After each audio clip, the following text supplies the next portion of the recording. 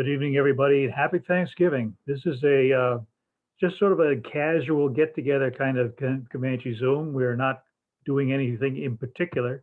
The idea was to just give people a chance to talk about their experiences with Comanches and flying. You know, maybe spend 10 minutes or so talking about your favorite trip or your favorite happening in a Comanche, and go from there. CJ is the one that came up with the idea, and she's not here. So we're going to use our usual who you are, what you are, and where you fly, just to get an idea who's here. So go for it. You can all unmute yourself, no problem. Well, I'm John Westerfield. I fly a C model Comanche and fly out of Coleman, Alabama, down to Louisiana is my usual stop, Houma, Louisiana. All right. Happy Thanksgiving. Happy Thanksgiving to you too. I'm Bob Wesley. I'm Bob Wesley. I've got a 1966 PA-30. I bought it when I was down in the Virgin Islands in 2003. I had it for 10 years with me up in Alaska until I retired, and now I've got it at Hensley Air Park in Eastern Tennessee. Cool.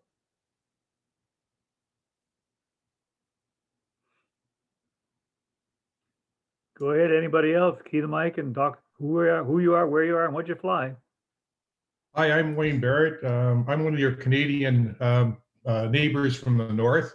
I have a PA-30 1966 model that I've owned since 1985 and put about 4,000 hours on it. Enjoy the Comanche immensely. So I got these notices, so it's the first time I've actually joined you, and looking forward to the event. Cool. And by the way, happy Thanksgiving to you guys. Thank you. I got to spend some time admitting people here, so my attention span is gonna have a problem. Anybody else? Key the mic, who you are, where you are, and what you're flying.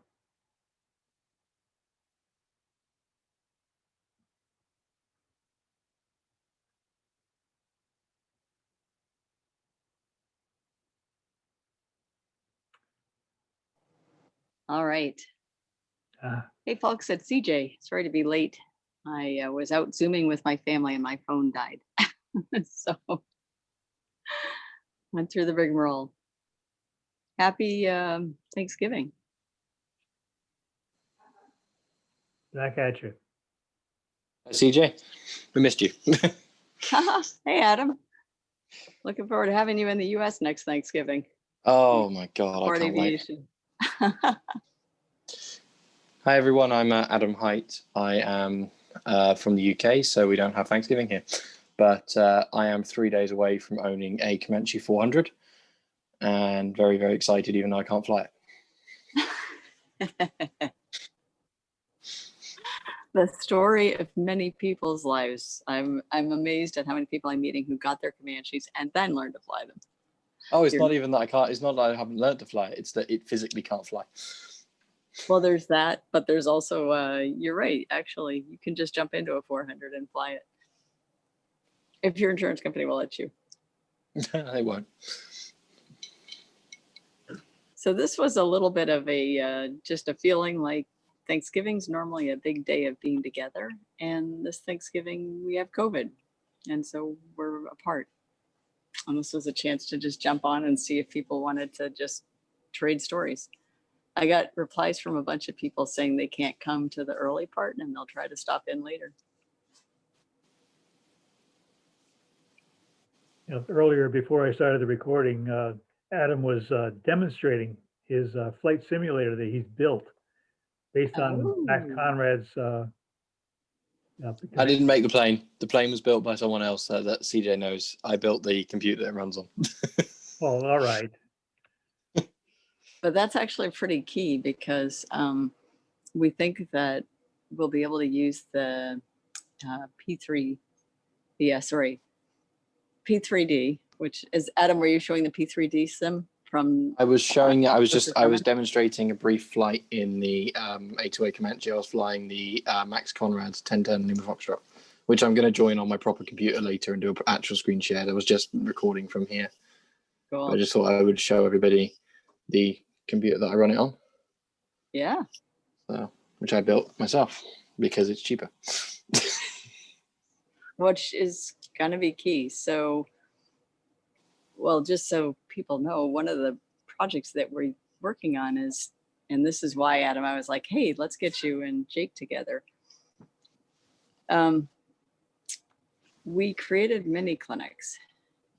And that was when people came to a fly-in, the chance to fly with an experienced Comanche instructor in an area that we know is valuable to Comanche pilots, because we've looked at the statistics and we've seen clusters of areas suggesting that maybe people should go and pay attention to these areas, like fuel management and slow flight installs. And so with COVID, we sort of reevaluated information in this current period. And whether, whatever your feeling is, there's definitely some regulations that are affecting a lot of us that didn't exist before. So so A-to-A simulations created a really, really realistic Comanche 250. And at Oshkosh in 2017, somebody from Australia got into a Redbird, I think it was a Redbird simulator running A2A Sims Comanche 250, and he has a 250 in Australia. He dialed up the weather, he dialed up his airport, and then he proceeded to fly an approach and land in this simulator. And he got up and he said, I can't believe it. It felt like flying my own airplane. And so, I wish I could afford those Redbird Sims. Those are amazing. Yeah. So we put together a group buy, of course, which we haven't pulled the trigger on yet. And the idea was, so the drawback is that the simulator, which will run on Flight Sim, which is okay, and P3D, which Adam, you were demonstrating. I have V4, the version 4 prepared that a friend sent me. Yeah. So it's the previous version to the one that's current. But yes, it's right. We're all entitled to buy the academic version because we're all flight pilots. Just gonna put that out. A lot of people don't believe that, but P3D don't actually care what license you buy. It's just to get around the coding issue for FSX because it's the same programming that was used for made FSX. Ah, right. Neat.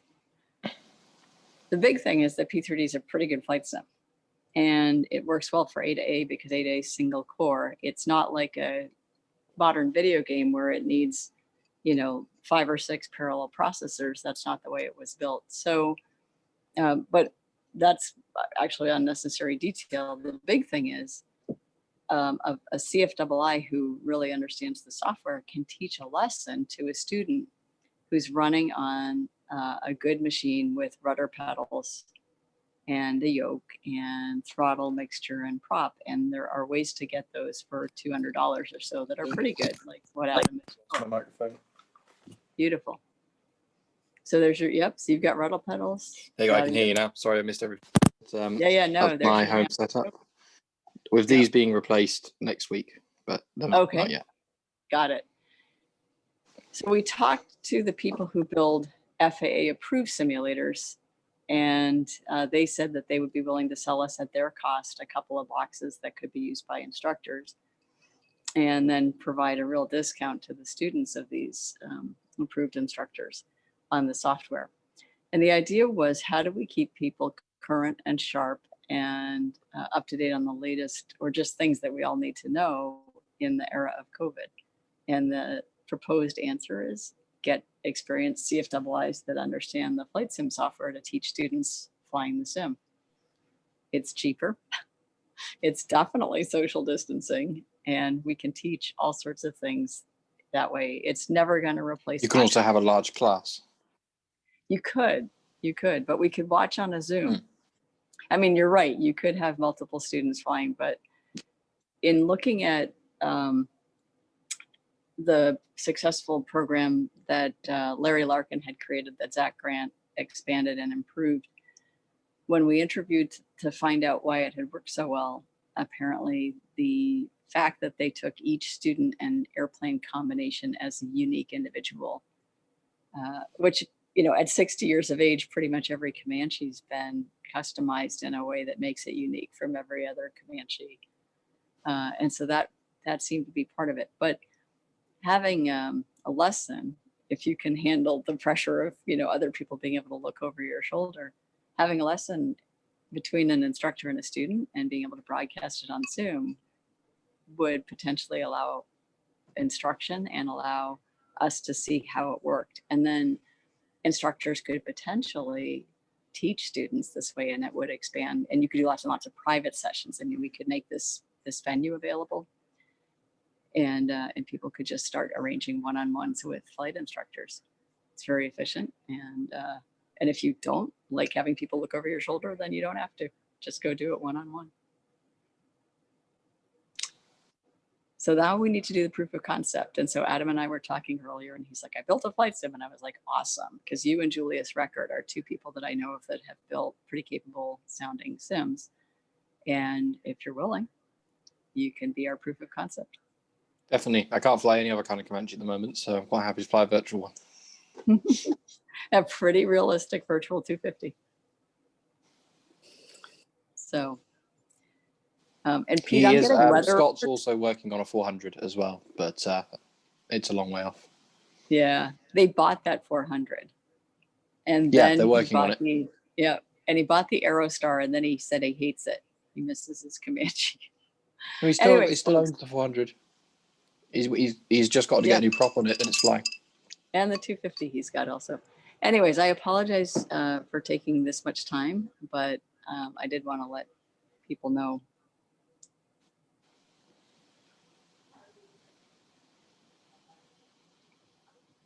So who have we got?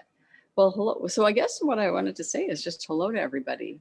Phil Weber, it is nice to see you on. Thanks for joining. And Tim, it's good to see you again. Hello. Oh. How are you? I'm well, thanks. Happy Thanksgiving. Happy Thanksgiving to you too. You have contributed so much to support our community over so many years that you are one of the people I'm thankful for. Good to see you. I haven't flown my Comanches since about 3 hours ago. Lucky. Good on you. Where'd you go? Just flew around.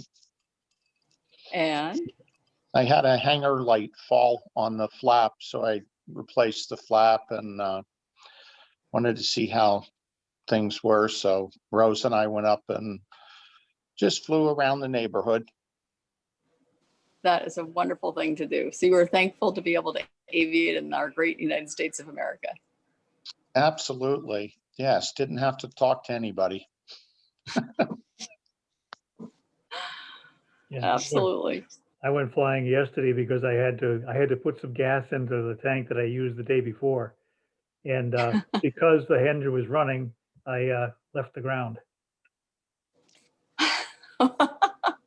Because that's the best way to get your engine up to temperature. Yes, definitely. Excellent. Who else has flown in the last 24 hours? I haven't, because the plane's still in California being a test airplane for the autopilot install procedure. And if anybody is curious, there are at least 45 Comanches that have put down deposits, and the test install, which looked like it was going to work for all airplanes when we looked at how electric flap airplanes worked, we were like, that's going to need to be moved. So it looks like there may be an install for electric flap airplanes that's even simpler than for the Johnson bar Comanches. And it'll be the same for the twins as it is for the singles. Hey, and I just got a PJ, text. or Yeah, go ahead. PJ, Hi, Ed. Ed Cullen, and down in Texas, and I just signed up for mine yesterday, my trio, and so it's probably 50 now. Oh, it was. They told me it was 50 with the twin Comanche. Wow, that's great news. Yeah, so I guess I'm 51. Congratulations for busting the second half century Yeah, I and can't wait. welcome. I can't wait. Yeah. Well, I am so excited that our getting organized like this got 3 vendors to move forward on the Comanche all at the same time. I mean, it's a little like we better go support as many as we can is all I can say. So if you've already got, I just hope the response to the Genesis system and the response to the other system is going to be as good as the Trio one. But obviously, Trio being first, they've captured the market, the people who are desperate for it. But I hope we support the Genesis is one. going to be first. Genesis with the S-Tech 3100 will be first. So I hope so. I think there's going to be fantastic response to Garmin, and Genesis has a really, really great installed base already. But I think we might want to go talk to Genesis and say, how do we address, is there anything we can do to address the cost comparison? Because Garmin is listing their autopilot at 7,000, although you have to put in either a G5 or a GI 275 for the Garmin, and whatever that thing is that you have to add also, that's a couple $100. It's like ASN 329 or something. Anybody know what the master box that goes behind? Yeah. Yes. Yep. So we did a survey, and there's a ton of interest in Garmin. They just got that little bit delayed. I'm considering the Garmin because the 400 one might potentially have a G3X in it. So I'm considering the Garmin system. I am sorry to say that your choice is going to be Genesis for a 400.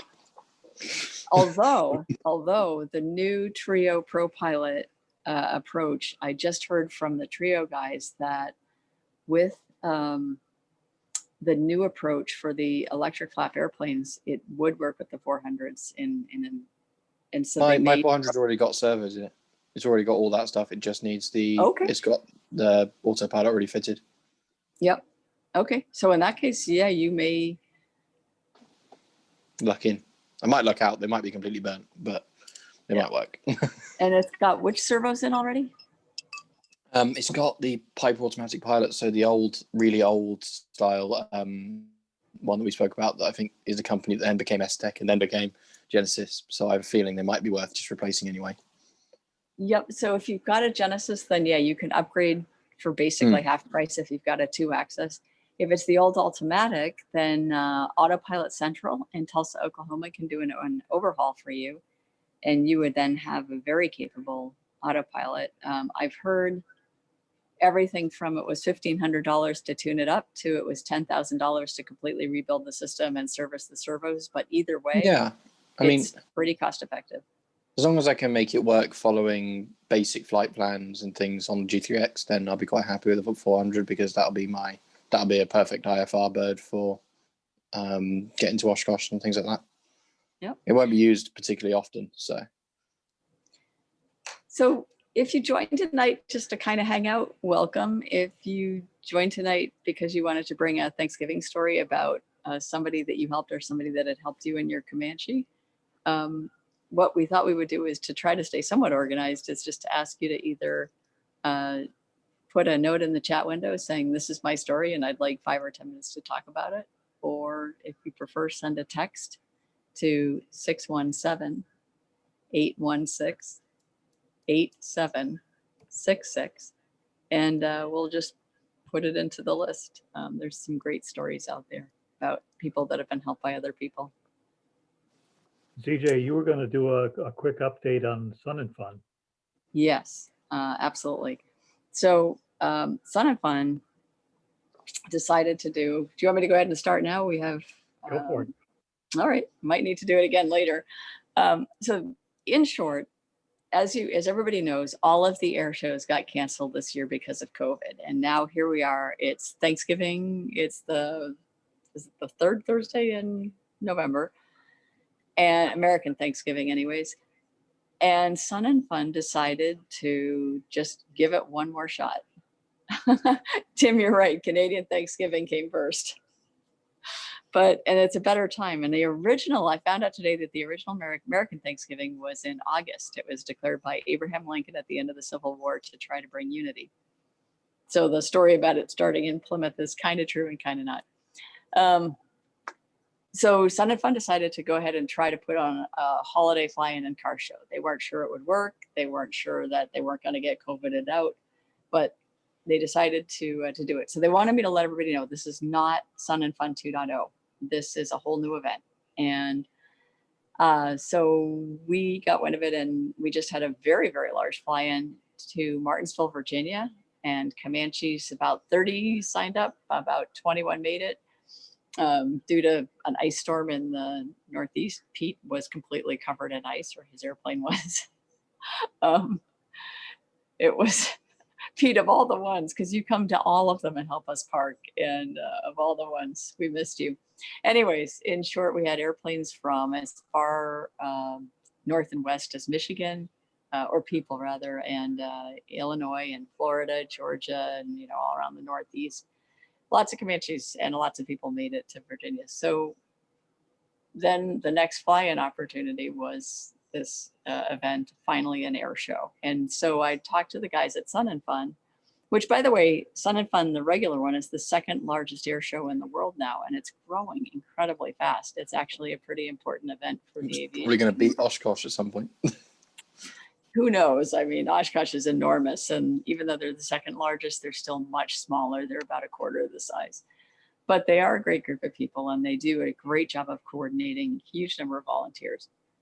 And they work with the Lakeland Aero Club, which is another not-for-profit that works on getting young people, high school students, into becoming maintenance guys and becoming pilots. And they're a 501c3. So both of them are. So in short, a bunch of people said, I'd really like to come. And there's always a bunch of people around South Florida anyways. And so I sent a note over to the head of Sun and Fun, and I said, how'd you like a gaggle of Comanches? And I got an answer back, how much space do you want? We'll try to make it work. And so then the event grew further, and I get a message back, the Air Force is bored. They're sending a bunch of F-16s and an F-35, and they're sending the only female test pilot for the F-35. And so Beowulf is her call sign, and she'll be there Friday and Saturday. And then the parachute guys are going to come. And so suddenly it went from just a holiday fly-in and air show to a car show to an air show. And then the short takeoff and landing contest got big, and they had over 100 people for that. So all of a sudden, their original plan to have camping and parking, camping be $25 a day plus tax, and parking be free, got difficult because all of a sudden they completely ran out of camping spots. And I get all these people texting me going, CJ, how do we do this? They're out of camping spots, and I didn't finish my registration. So what happened all of a sudden is that Sun and Fun decided to just really support Comanches. They gave us our own spot for parking and camping. It's an incredibly prime location. Pete, do you happen to have that diagram they sent us where they basically cut and pasted 30 Comanches into a parking area that you could screen share? I'll see if I can find it. Hang on. Okay. Anyways, they sent us a diagram, and it turns out that they gave us one of the best spots on Sun and Fun's property to come and camp and park our Comanches. And the Marriott Fairfield, which is near the field, said, we'll hold 10 rooms for you. I think they're expiring today. So if you haven't grabbed your Marriott Fairfield room for $129 a night, that's about to go away. But they held some king rooms for us, and for those whose camping days are behind them, but who still want to come into the fly-in. And it's all outdoors, and it's all socially distanced. So, they're trying to really make sure that they comply with Florida's regulations, but it is a chance to get together and celebrate aviation. One thing that's important, and they're going to live stream this, with the new administration here in the US, at the moment, as far as I know, all of the other countries in the world that speak English have moved to a regulated system where the ATC is kind of fee-based, And in each country that's done that, it's had a really detrimental effect to the smaller end of general aviation where we Comanches live. And so if you can, on 10 a.m. on Saturday, December the 5th, they're having an AOPA town hall, and the heads of both Sun and Fun and EAA will be there along with Mark Baker. I would recommend that we all try to attend that town hall. I think the important thing is to just emphasize what we use our airplanes for, whether it's for business, especially if you use it for business in any way or ever have, family, making relationships, all of the beneficial things that we do flying for a reason, where we're helping with like angel flights. Those are all things that really contribute to the community. And the reason for emphasizing this is to show the economic importance, the community benefits of general aviation, that we're not just a bunch of rich guys with airplanes, which Comanche drivers definitely aren't. To just kind of break that stereotype, and maybe to emphasize a little bit that airplanes, these little old airplanes, are actually pretty green. If you look at the Comanches, here we are, they're all 50 years old.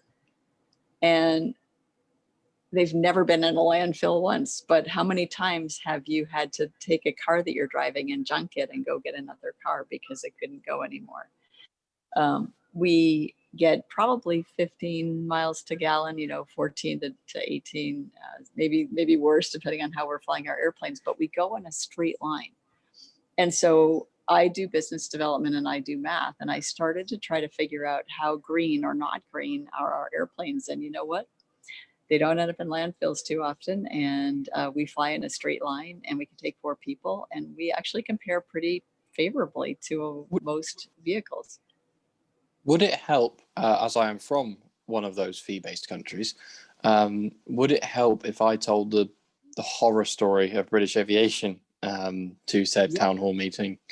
I would join the town hall meeting, and I would make it, what you have to do, in my opinion, on open mic is go ahead and write your speech down and do it in under 2 minutes, and it'll pack a punch. So yes, please. Hey, CJ, I do have make sure I the modem if you want to put it up. Yes, that would be great. So what Okay. Pete's about to put up is this amazing parking area that they just gave us. And the reason that this is important is that you have until tomorrow You're right to here. register if we're not totally full. I think there's a couple spots left. Wish I was there. Yeah. Now, Pete, do you have the image that they sent us? Because they actually, This is the actual NOTAM itself. There's a flying area here that they're going to be using, and this is our parking area right here. Of course, here's the main runway. So the air show is over the main runway. yep. Yeah. So And the balloon glow thing is here. So yeah, it's prime real estate. We're Yeah. going to be proud of the show. actually, they did say that when the air show is going on, we're actually under the aerobatic box. And so they'll ask us to like move back out of the way a little bit to stay legal. Well, you can see how close we are to the runway. Yeah. So yeah, the Out aerobatic of- box would be the area over the runway and to each side of it. What's the What have date? you- It's December 4th through 6th. 4/6. All right, thank you. Yep. Are you going to be able to make it? I'm checking my work schedule. I work 14 and 14, and I just got here. So let me see if I'm working the December 4th through 6th. There's the Super. information. Out of curiosity, what are the rules for flying at the shows like this? Are you allowed to go fly in the evening or something like that in your airplanes, or Yep. we just People park will be up able to, yeah, there will be fly in, fly out people. And if you are just coming in for the day, you can meant more- also park. I know you're not. more local But if you're flights? coming in for the day, you can park for free. Not in ComancheTown, but and you'll be about a mile away from the action. But they're going to put overflow parking out on the airport side. There's two areas. There's Sun and Fun controlled area, and then there's just the general airport. And overflow parking will go out there. The reason I was worried was I meant like, could you fly locally if you was camping on the Friday night? Could you go and take someone up on a Friday night and show them around and then come back, or would you have to? Or once you're there, are you there until you leave? In ComancheTown? Like, Yep. could you go and jump in your plane, go on to a local flight, and come back if you get bored? At the moment, it looks like we'll be able to go ahead and pull in and pull out because we are going to be right on the edge of a taxiway. And they've done 3 rows where everything's, we're not having to tail in. I believe there is some restriction in terms of flying after dark or before sunrise. Interesting. So I'm going to be coming to the next one of these. Yeah, these green areas here are the regular parking areas, and that's a little ways off. The main area is right here. Do you have any idea how many Comanches will be coming down? Right now, we have that I know of, we have 23, and I think there's 30 spots. All right, because I'm sitting in Camp Duffy in my motorhome right now. Where are you, Bob? I'm at Sun and Fun in Camp Duffy. Oh, you're kidding. No, I came down here about 3 weeks ago. I've got a STEMI motor glider I'm putting back together down here. And so I just found out that the Comanches are all coming down. Are you going to go and get your Are you able Comanche? to bring your bird over? I wish I could. Right now I've got the gear torn out of it doing the 1,000-hour gear AD. Oh, wow. Did you get the Hans Newberg DVD to help you with that? Yes, I did. Brilliant. I did. And I also got the book from Comanche Gear. Well done. Perfect. And were they helpful? Both are very helpful. Cool. I just wound up with, I bought this STEMI a while ago, and with all the COVID stuff, my prop overhaul has taken over 9 months. My prop overhaul finally came back. So I'm down here trying to get it out of a hangar and get it back up to my house. That should be entertaining. The nose gear downlink springs, Matt Kirk has this great trick for getting them on if you do end up needing to replace yours during your 1,000-hour gear AD. So he said break the nose gear, literally sit under your airplane cross-legged, break the nose gear, hold it in your lap, and then there's a little nut you can unscrew to cause that section where you have to attach the nose gear downlink springs to be able to rotate a little bit more side by side. And at that point, they're easy to put on. So, and Tim is actually, okay. Until I start putting it together.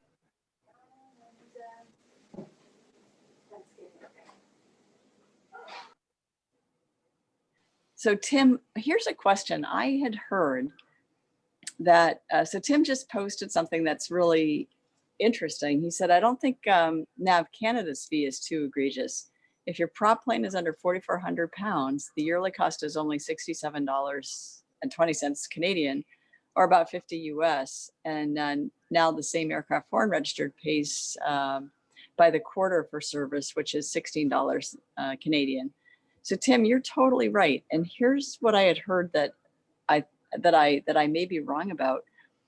I had heard that the charge that you get in flying from one place to another is hard to predict because there's a different charge depending on who you get handed off to. Is that incorrect? Because if so, it would be nice to be corrected. No, that doesn't happen, CJ. You just pay the Okay. flat and you can fly wherever you want to at any time. The only time it comes in is if airports that are charging a landing fee, which might be $15. Very rare. Only the main ones like Winnipeg or Montreal or Vancouver, something like that. But anything else, no problem. So it's Not really as just, bad as us then. no, It's that's actually great. Yeah. With taxes, I just paid mine, and I think with taxes it was because they tax everything, of course, was about $70 Canadian total. So, and that's When I for flew you. out- That's a year. When I flew out of Brampton, they were. I was talking to them, and they were still. Even the Canadians were shocked by us. They were saying that, "Oh no, there's no landing fees here. Everyone's great." So it seems like Yeah. a lot of the things that America's got going good for themselves, Canada has got almost all of it as well. Actually, Yeah, actually, the problem, like I'm flying on, I love to be there, Son of Fun. I used to live in Fort Myers, but Oh, wow. but I'm flying to Yuma, Arizona on December the 3rd, so I can't go that far east. I'll be weathered out. Next year. Well, and this Yeah, is a new I'm event. hoping next year. Actually, Yeah. we were going to go to Sun and Fun April of last year, and then they closed it down just as we were headed out. Oh, So, man. yeah, it closed down our hotel rooms and everything. It was awful. Anyway, Ouch. next year. Yeah, I sure hope so. Thanks Yeah, for the correction on Canada, though. That's actually really good to know. You know, the one thing though that I find that shouldn't be ForeFlight, because I belong to ForeFlight, and you actually pay extra $100 and something for ForeFlight for Canada, but in theory it does. ForeFlight, it spills over the border anyway for miles.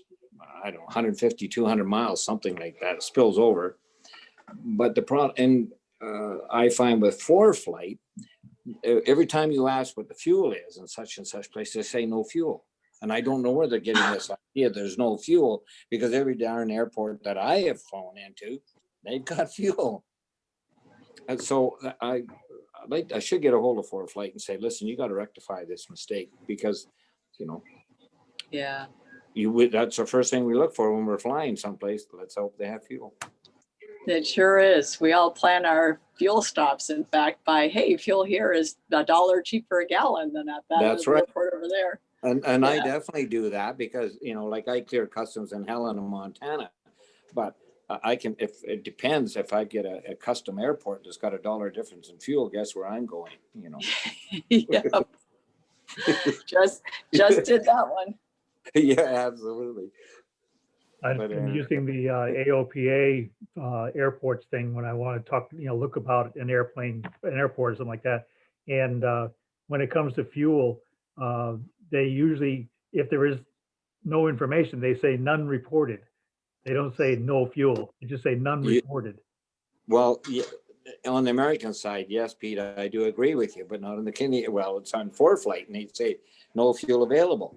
Well, yeah, and then they have another wording they use too, depending on the airport that you're in, and it throws me off, because I know darn well they have fuel, because I've been into the airport and fueled. Right. So, yeah. How do you just call and ask them? Well, you can, yes, they give you a phone number in Canada that you can call and ask if there is fuel. Well, two things, especially in the winter, you phone to make sure the runway is open. Is it being plowed? When was it plowed? Like some say, oh yes, we just plowed that recently. Well, how recent? Because I've flown in with a foot of snow, and you got to turn around. You can't land, of course. You come in low and slow and have a good look before you set the wheels down. You know what I mean? So, yeah. Yeah. Wow. So, two things you learn in the winter, like North Dakota, it's a place like that, same darn thing. You do that, right? And preheat. Yeah. One thing we'd love to do is a Comanche Zoom on winter flying. Sure. And I am wondering who to have do that. And I am looking a bit at you, James, because if there's somebody who understands winter flying, it's going to be a Canadian. Yeah, absolutely. We even carry our blankets and wind covers, because you can't get that ice off unless you got a good blower system set up. Yeah. You know what I mean? Asked Pete about a couple of weeks ago when he couldn't get off the ground because he was wearing a sheet of it after got rained on and then froze. Yeah, I can believe it. It's amazing how young people, they just see just a skiff of snow or something on your wings, and they don't want to clear it off. They figure the wind's going to blow it off, or that little surface.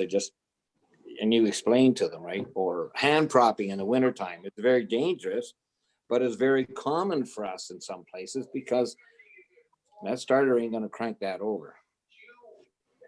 I did not know that. Yeah. Can you talk You more about? Don't prop from the front, prop from behind to be able to save stuff. It's not going to run you. Well, it may run you over, but at least not by the prop. That's interesting. Yeah. So you prop from the back. You literally stand. Yeah, I do. Next to your I airplane. stand between the prop and the wing, right? You bring it up to the compression stroke. And then once you do all the procedures, just hit it and it starts. You've got your blocks and everything else, of course. And you just walk down the side of the wing and you're away from it. I have almost paranoia with hand propping and props. I had a friend who had quite horrendous injuries from it, and ever since then I've kind of avoided props like they're the plague. But you don't have the condition mark in Britain. If you had the conditions at 20 below zero, we're talking centigrade or something here, or Fahrenheit, whichever. No, it's something I have to learn. I have to learn to get over that. Yeah, because you have to. I mean, a friend of mine was pushing his glass air back, and the prop kicked while he was, and then started because he'd left the mags on left instead of off. Yeah. And then he actually lost quite a lot of the side of his face, and still hasn't got his medical back yet. Key there is you pull them keys out and lay them on the dash whenever you walk around the front. I have this. I've got this kind of driven into me that people look at me weird when I do it. I will bring the keys out. I will hold them in front of the windscreen so that any ground crew can see they're out. And then I'll place them on the dashboard so you can see them glinting. That's what I'm thinking. I've got a big red tag on them that says "removed before flight." I know it's just something I bought in a shop, but it's enough that if you see a red tag on the window, you know, okay, that's the keys. Rather than just little silver things. That's not so weird. I do the same thing. Well, another problem too is when it's cold is when you're cycling through your prop, you'll see some guys that'll bring up and then they'll cycle through 3 times. Well, you're pushing a lot of oil through that little orifice, and it's not necessary. All you got to do is bring that prop down 300 max, right? You can cycle it three times at 300 max. That's fine, but if the oil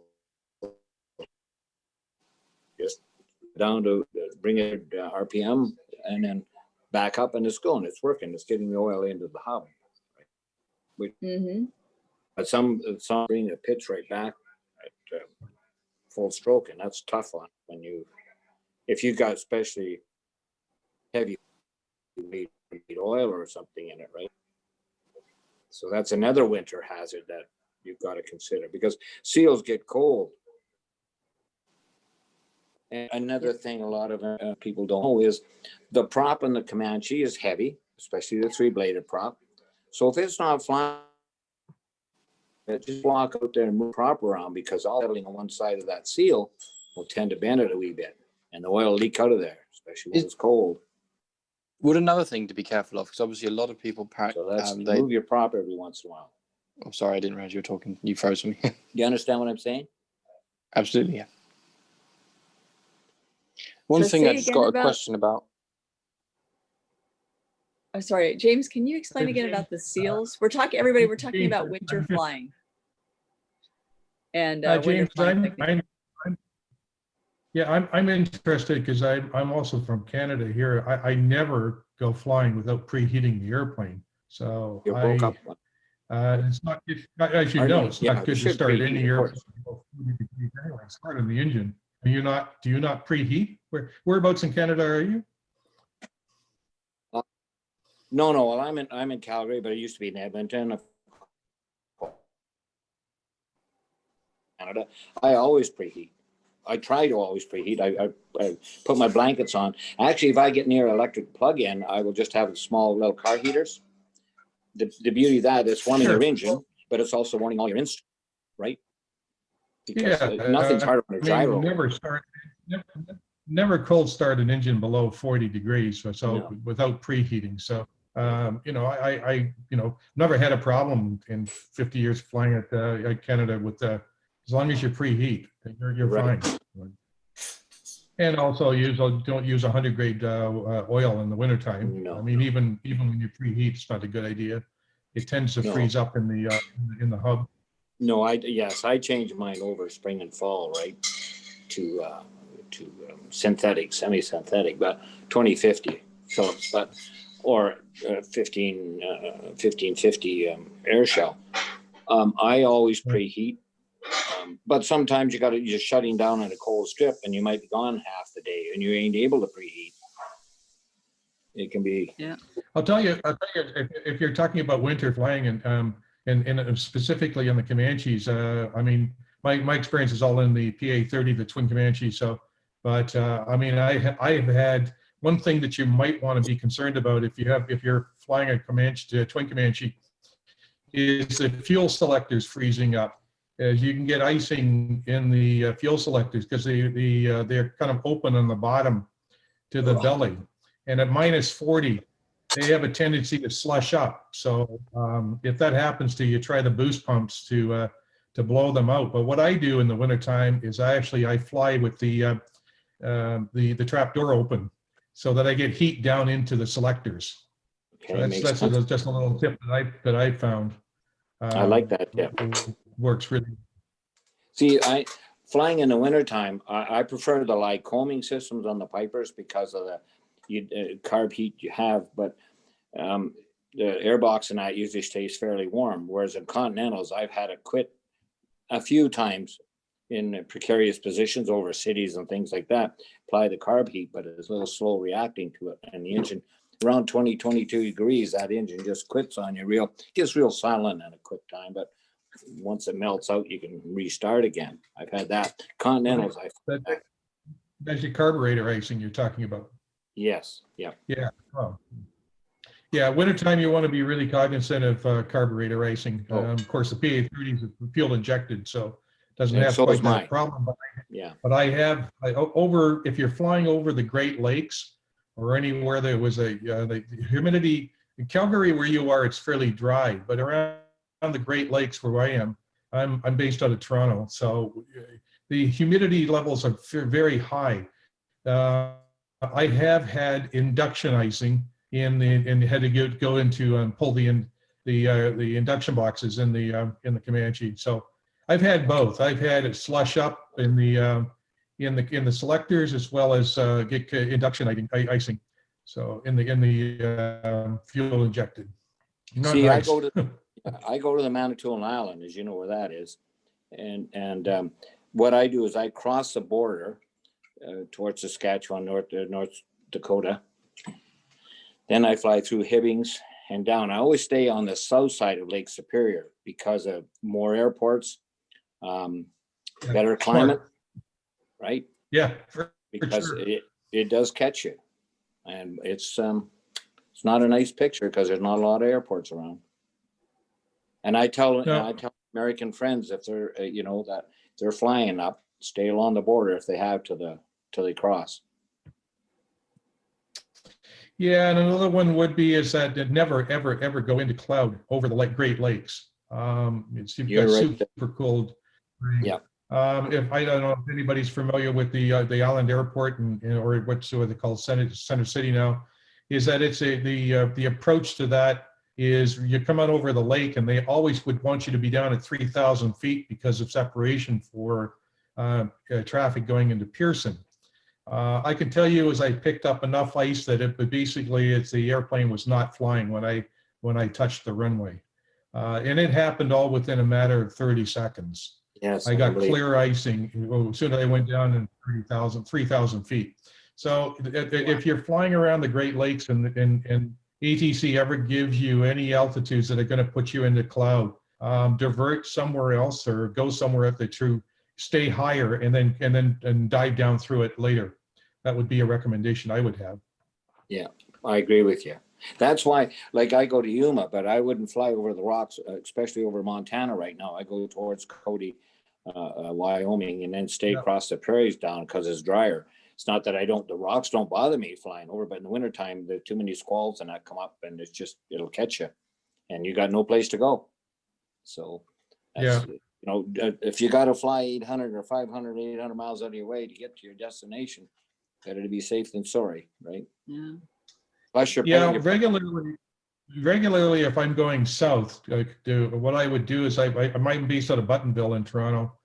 But if I'm going IFR south and we're going off the south runway, I always get a clearance to north to Midland, and I'll climb to Midland to turn around and then head down around maybe to more towards London and Detroit, and so I can be higher going across and on top of all the clouds going across the lakes. Right.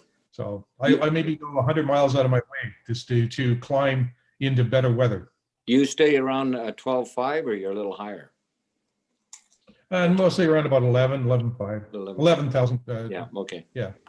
Yeah, makes I sense. use oxygen, but I 11,000 unless I have to climb and then go up to 14. It runs out of power at 14. Yeah. Yeah. It runs out of poop. I agree with you. So I'm listening to your tips, and having just flown from Florida to California, believe it or not, some of the things that you're saying are relevant to the trip that I just did 2 weeks ago, because Yeah. there I was a probably lot know. of I weather. probably, yeah. Yeah. So I have a question for everybody. I was flying a carbureted 180, and I was in a mixture of snow and, well, it was just snow because I sort of hunkered down on the ground until the icing level went up, and I was getting snowed on because it was ice going to warmer. But I put on carb heat, surprise, surprise, because at those temperatures you're going to get carb ice. And I get through and I try to take my carb heat off because I just left. I mean, there was enough stuff that I was like, I'm just going to leave it on. Initially, I couldn't. You wouldn't I move. couldn't put it off. No, it wouldn't. I was like, I think I've iced my carb heat open. No, Is that that's what okay. happened? Yeah, well, what happened is the cable is probably frozen. Somebody might have put grease in it at some time, to loosen it up. And it gets very, very hard and it's cold. So, yeah, no, take it out, wash your cable thoroughly and your heat box. Okay. Because when that's flapping in and out, right? Yeah. Yeah. Well, as That's I not- flew into the warmer air. And you want to have you should have a little bit of spring back in there anyway when you push it all the way in, right? And then it should kick back about half an inch or so. So if it's not doing that, it's a cable. Yeah. Get that cleaned up before you do it again. I actually am fun. When that windmill quits, you'll know real well. I thought about it and I was like, how much trouble am I in? And I'm like, the airplane will fly just fine with carb heat on. I mean, Yeah, it will. It was more just a, hey, it won't. Yeah. And then as things warmed up, it closed up. Yeah. That's why I like, that's there why any, I really prefer Lycoming engines compared, because their heat box design is different, right? It's not hanging away. It goes under the air passes directly under the engine before it goes into the engine itself, which actually means this is why on a Cessna the carb ice range is a lot bigger. The green range on certain simple aircraft, the green range is a lot bigger. On a Piper, it's like that, but on a Cessna, it's massive. Exactly, Mark. You're right. It is. Yeah, and it makes a big difference, especially in the north. Out of curiosity, then, because obviously the 400 is fuel injected. Are there any things that I can avoid is there any engine issues that cold weather flying and icing can cause? Because obviously a lot of fuel injected people go, you can't get carb ice, and I don't want to become overconfident that I won't be impeded by any other kind of issue. So is there anything that a fuel injected engine can have that can suffer during icing or anything like that? Yeah, there is. I got to sit and think about that. But yeah, and while I've got everybody here, let me just break in for a quick moment and say this is kind of an open mic, just chat. But if you've got something you want to talk about, we want to hear about it. So put your notes in the chat window or send a text. And the other thing is just jump in and say I'm here and hello everybody. And Tim, I can talk to you about Dynan in a couple of moments if you're still on, and about Dynan getting their approval for the Seneca. So I'll come back to that. But let's stay on winter flying and icing because it's such a critical topic for a bunch of us right now. I did want to just take a moment and say, hey, if you want to talk about something, if you've got a story, just stick a note in and we'll make sure we get to it. One of the things that I noticed in flying in the would be the late summer in far northern Canada was that there is so little pollution up there. There is nothing for the water vapor to coalesce around and become visible. So we were flying in completely calm air, clear air. You could see 150 miles without a problem getting carb ice. Mm-hmm. Yep. Wow. It's true. It's true. That's a really unexpected side effect of a low pollution area. That's cool. Yeah. There is one, CJ, there is one more thing on winter flying if you're doing it, but for those that have hangars, or if you pull your hangar, if your airplane is pulled into the hangar and you wash your airplane, and even if you let it sit for a while and you take it outside when it's -20, you'll be amazed at how fast the airlines, I'm doing to your carb heat issue, is that how fast the control surfaces will freeze up. The other one is you have to be very careful about it when you have a slushy condition on runways or taxiways, is when you take off and you retract the gear, you may have an awful lot of snow and slush that you've accumulated onto the gear. When you go to lower the gear, you might have either a frozen wheel, or you may have actually the gears freeze up into the wells and not want to come down. So you have to be, what again, in winter flying is if I was on a really slushy runway on takeoff, I will leave the gear down for a much longer period of time to try to blow the gear off. It's get the slush off of it, get as much of it as, and if it's really, really bad, I won't put the gear up. I'll actually fly to destination with the gear down and just leave it down. Couple of tips that I've had, because I've also had the problem of washing the airplane, taking it out many years ago, but it was a real lesson with about 5 minutes of taxiing out. When you go to do that, the Hazel check to make sure everything's working, and suddenly you can't use the elevators don't want to work. It's a nasty surprise. So These are great tips. CJ, when you were talking about the carb heat, throttle sticking, another thing that the pipers do, especially the Comanches, all the pipers, some mechanics take the rear, what do you call it, drum, net for them, not the rudder, the God, hate getting old. With the cable wrapped around. Pardon? Yeah, on the tail, the drum where the cables run around, right? I'm just the turnbuckle. Anyway, whatever you do, and make sure you have that cleaned off well. Don't have any grease on it, whatever you do, because that grease turns really hard and cold, and then and then all of a sudden you don't have any elevators. Something to think about. Because the drum is only 4 inches by 2 inches in diameter, and with the cables wrapped around it, and if there's grease on the cables and it goes through that drum and it turns real hard, you get a little surprise. So clean it well off, and don't grease it. That's another little safety tip that you pick up. And pipers are Cessnas don't seem to have that problem with it, but I know pipers do.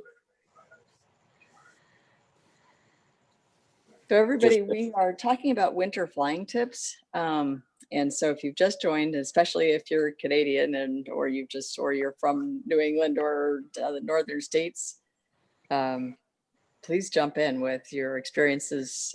What we were just talking about is I was flying through snow 2 weeks ago to get to California, and I ended up unable to, I put in carb heat and then I couldn't take it out for quite a while. Anybody else have stories of winter surprises? By the way, the control surface is freezing up. Is a really, Wayne, I think that was you. That's a really critical thing. And sometimes if we're in a rush to do our pre-flighting, and we don't put our flaps down, you could miss something and end up with a pretty interesting situation with a split flap or something. And that tip about flying gear down, if you've come off a slushy runway into really cold weather, that may save a couple of airframes. I mean, does anybody know if there's a way to know if you're safe to retract your gear after coming off a slushy runway? And hard to tell. Hard to tell. Yeah, there really isn't. I mean, on the nose gear, I have a mirror on the left nacelle, but that's only going to show me the nose gear. But more importantly is that I just found I was shocked at the amount of slush that gets thrown up into the well.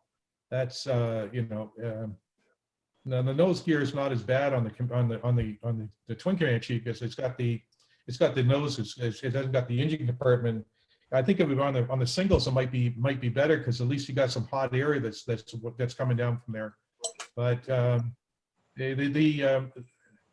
we're so low to the ground, and you know, there's the wheel wells, and so when it throws the slush up into the wheel wells and you retract it, and it freezes up in there, it's a solid mass. It ain't going anywhere. So you will pop the circuit breaker trying to get the gear down. And I've never tried it. I've never heard anything, but I would say is that if it could be worse, bad enough that you won't be able to use it with the Johnson bar to get it down. So, You know, Hank the only other Spellman has, oh, go ahead. the only other one I would give you is that again, and when it would be is that if you're washing or if you park your airplane and it's got driving wind to the west, I've I've had them all. I've also had the static port freeze up. So Yeah. that one is the other one that we tend to get. The last time it happened to me was coming back from Florida from the Sun and Fun, and it was maybe 5-6 years ago when that tornado came through Sun and Fun. I was parked to go over at Kissimmee, and on coming north of around about Buffalo, when I started to descend, all my instruments went haywire. So basically what had happened is that it froze up. I guess the wind had driven the rain in directly into the static port. And as I started descending, it froze as soon as I got into the real colder temperatures up around Buffalo to come across the lake. So I had to use the alternate static to solve that problem. But so if you're washing the airplane or if you're parked in an area where it's really going to be, I suggest putting some tape over it, obviously with a good visual indicator so you don't forget the tapes over the static ports, but that's another one I'd recommend. Another one too, Wayne, is on the pipers, especially on the tail and on the ailerons. In the winter time, a lot of people take the seatbelt, pull the controls all the way back and wind this. But the problem is now that raises it, and you get the water that may be in there or show up from right, and that freezes. And I've had that happen. I don't do that. I run a strap around to keep my controls neutral, to be on the safe side, because on some aircraft, I used to rent them a few years ago too, and I would have that. You know, everybody has that seatbelt fastened around the control column, and that doesn't work well. It's okay in the summer, I guess, but it sure doesn't help in the winter. I am Yeah, aware that's actually of a good. one twin Comanche that took off on a slushy runway from Rockford, Illinois, flew somewhere, retracted the gear, flew somewhere, couldn't get the gear down, and didn't have enough gas to get to anywhere where he figured out what had happened. He did not have enough gas to get to anywhere where the surface temperature was above freezing. And he bellied it in. And this was about his third flight after being repainted. That is a painful story. Hank, you've got Maurice Taylor's troubleshooting list for gear extension issues. Yes. Do you happen to know if Maurice included anything specific to winter flying? Because this is a new twist. Not that I recall. Basically, he said everything you can do from the inside, and if they won't go down from what you can do from the inside, you're going to go for the expensive slide. Gotcha. The thing that's helpful about this is the idea of flying to, especially with the good weather tools we have these days, if we had a situation like this and we're like, I've tried everything. I'm wondering if I've got what Jim and Wayne are talking about. I wonder if I've frozen my gear into the wells. That the troubleshooting would be to go fly someplace warm enough to potentially unfreeze your gear. And now that we've got good weather reporting, you could potentially, 2 decades ago, you would sort of be stuck because we didn't really have as good information as we do now. Now you might be able to go and unfreeze it. I would have CJ, to this think is about Robert. it. Go ahead, Hank. I would have to think about it a little bit because running through the procedure without thinking of ice first probably would mean that when you got to where it was the ice was melted out, assuming you could, you were probably out of luck because you had things disconnected and would have to be committed to an emergency extension. One of the things that I heard in a similar situation is if you go and do a 60-degree turn, you're going to put 2 Gs on the airframe, and maybe that might help, or maybe go a little beyond 60 degrees where you can get a little bit more force. And this happened to me in a Cessna quite a while back. I had frost on top of the wings. And I don't know the difference in what the NACA, wing configuration is between, I think it was a Cessna 152 and the Comanche, but I was surprised how damaging just a really thin layer of frost was on top of the wing. Never fly with frost on the wing. Never. It'll kill you real quick. And I've been everything told off. it's That worse one's for the laminar flowings of the Comanches. They're really, they need that flow. Oh, absolutely. Every airplane does that. Yeah. You clean every inch off. Some people use corn brooms and whatever, but in the wintertime, I have wing covers. And they're expensive, but they're sure worth it if you're going to overnight someplace or even in the daytime for a few hours and the frost accumulates. At least it comes off, but you can get yourself a little pump with some antifreeze in it. Just to spray a light coat to move it, but not too heavy because it'll accumulate in the flap tracks and ailerons, right? So just enough to move it. And then clean it off with a good broom, good push broom. You can carry a good push broom with you. One of the wide ones, say about 2 feet wide. You don't have to have the handle. You just move it up and down the wing. Anything to disrupt the frost. Yeah. Absolutely. Yeah.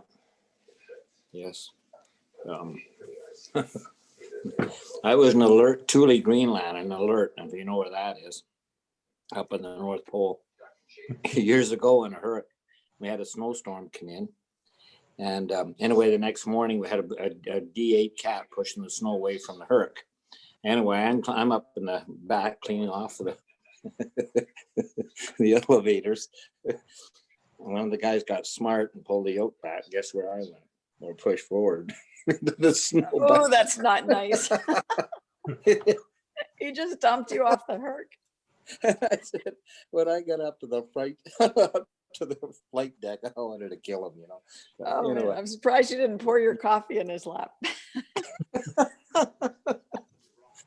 Yeah.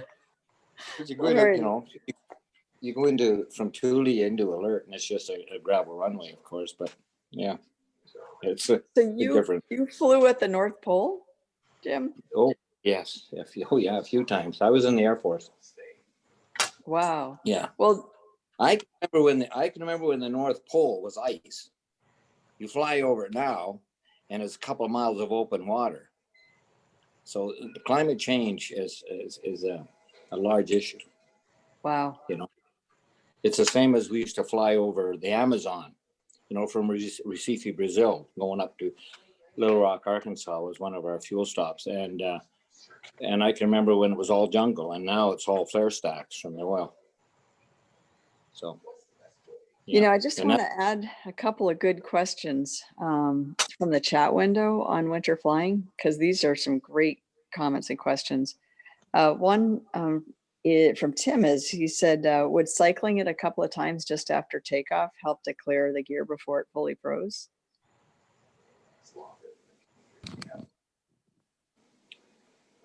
It's so quick. It might, but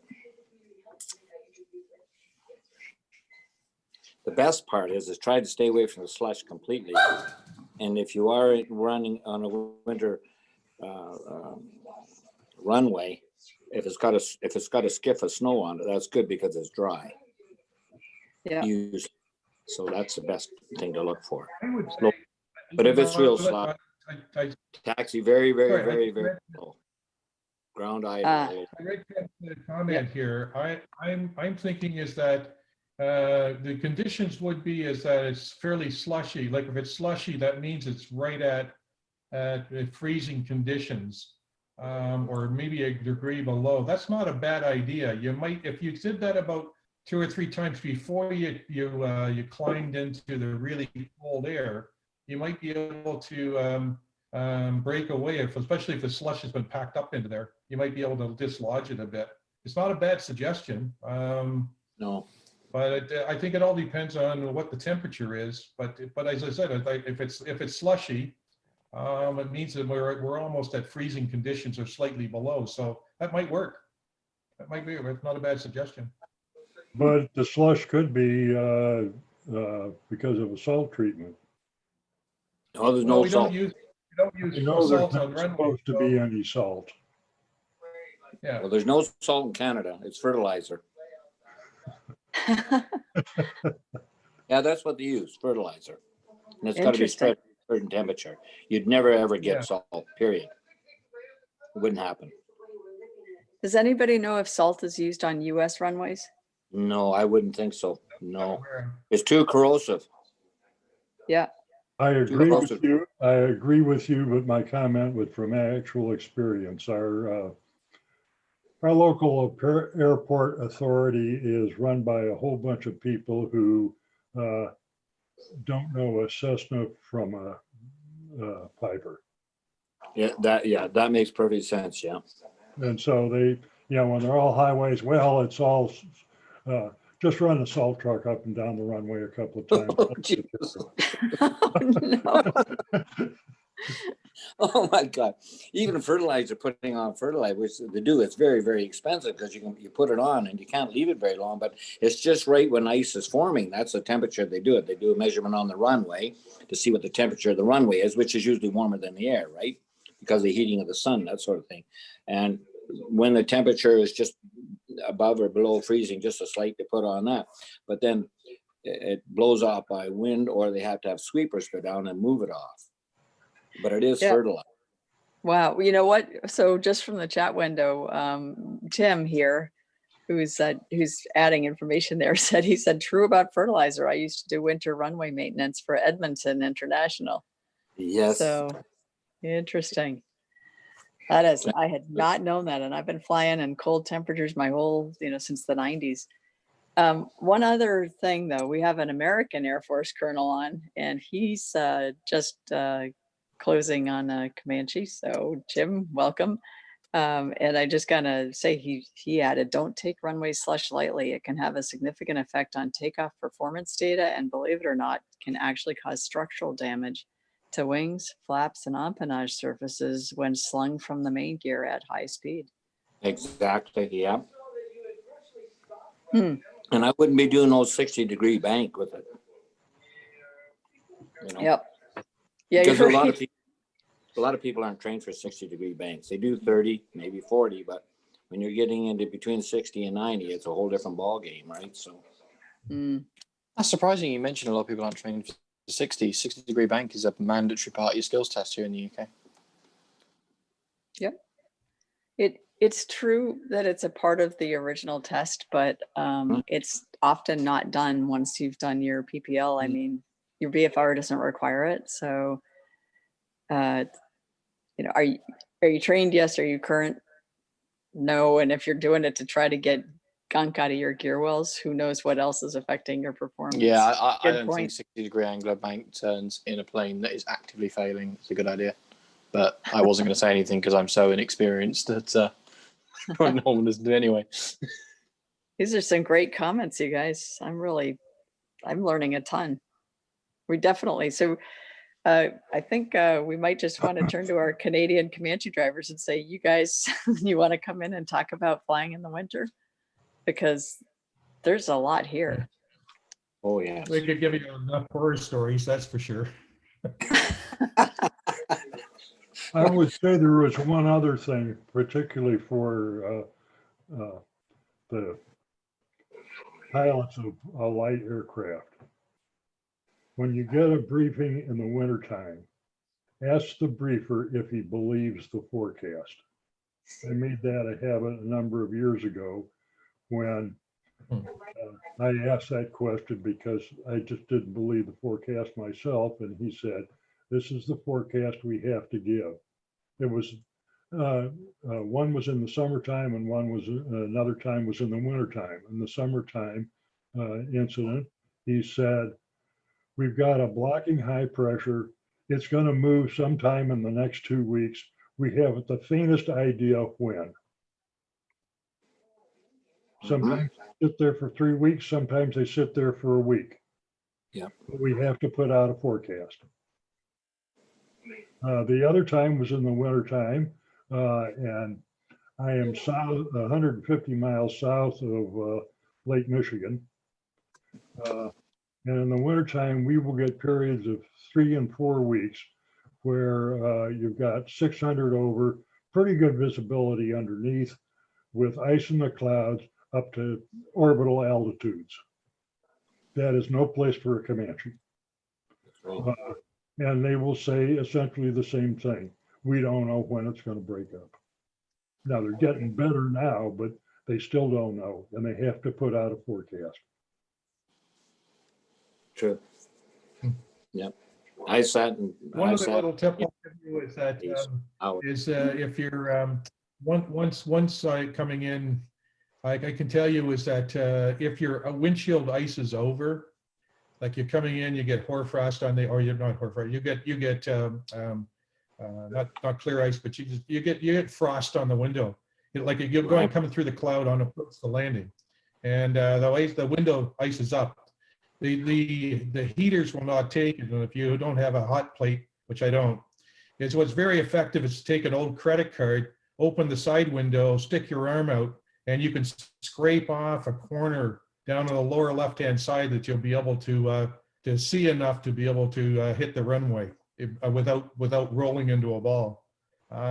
I would recommend that, but I would also recommend that you use an old credit card or something that you're not really worried about losing, because I've lost one also doing that.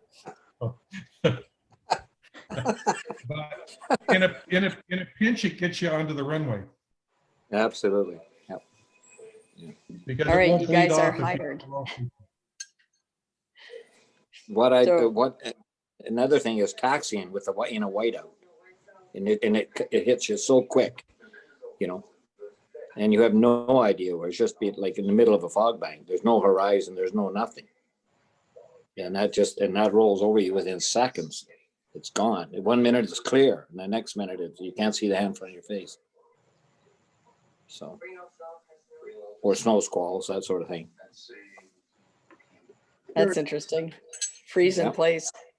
Oh yeah, absolutely. One question I have with the either turbos or maybe the Canadians would know more about it is when you have such cold air and you go to full throttle, are you at all concerned about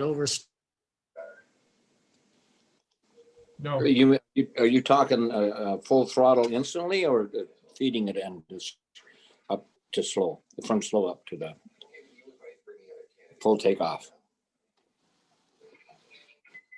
Because you never hit it quick. You just feed it in slow, let it feed up. While it's moving right up to full throttle, and away you go. No, you won't be able to boost I think there's also the question is that whether the air is denser that you'd overboost. You can't. It's the wastegate will open at the 35 or whatever it's set for. So there's no. But to Jim's point is that you want to make sure you apply power movements, gently and effectively, but don't jam them at all, because you will choke it. Yeah, it will, definitely.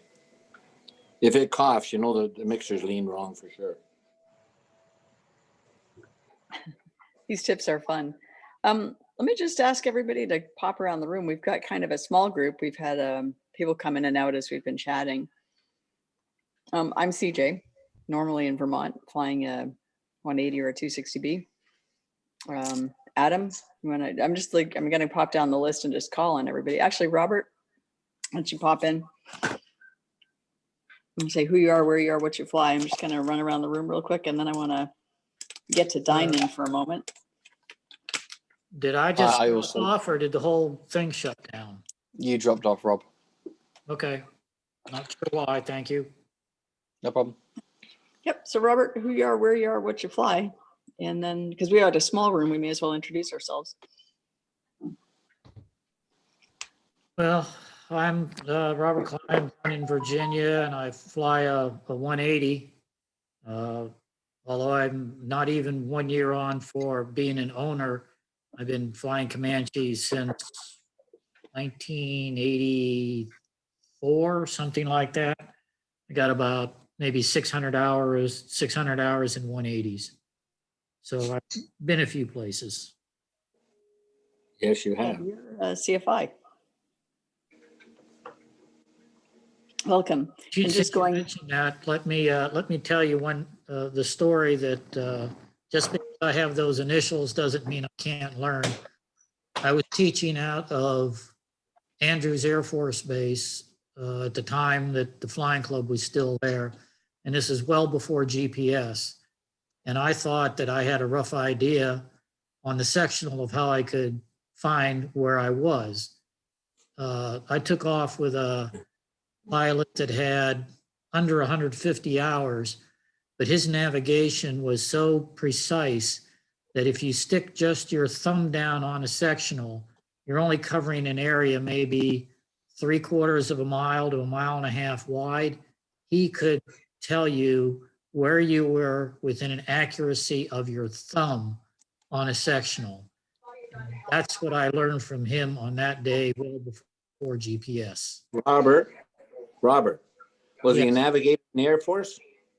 Oh, no, he was just some young kid and he only had like 150 hours total time. And but he just knew how to read a map and it was just phenomenal. The accuracy that he displayed was so few hours. We were, a few years ago, we were crossing from Dargel, Africa to Recife, Brazil, and our electrics went out. And our navigator had to pull a sextant out and shoot at the sun. And we're over the equator. And he says to me, Norm, he says, I haven't used one of these in 50 years. I said, you better learn real quick because we want to find Brazil. So we did, we made it. It was very good, but I was thinking of that, you know. That's cool. Yeah. Guys, some guys are exceptionally good at navigating. And then some guys are That me. whole idea of situational awareness is, you know, when you're flying along and the fit hits the shan, as they say, takeoff is optional, landings aren't. That's right. That's when you start really looking at them fuel gauges very closely. And wish you had Oh my goodness, the about stories. 3 hours ago. Wow. One I just saw your $250,000 note. minute. Wow. Market or Mark? Mark, Go ahead and explain that 250,000.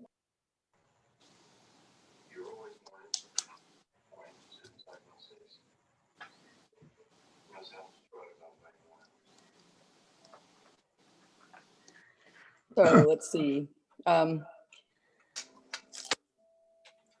just going to pop down on the order they're appearing on my screen, reverse order. So Wayne, you've been contributing enormously to our winter flying information. We know you're from Canada. Can you say who you are, where you are, what you fly?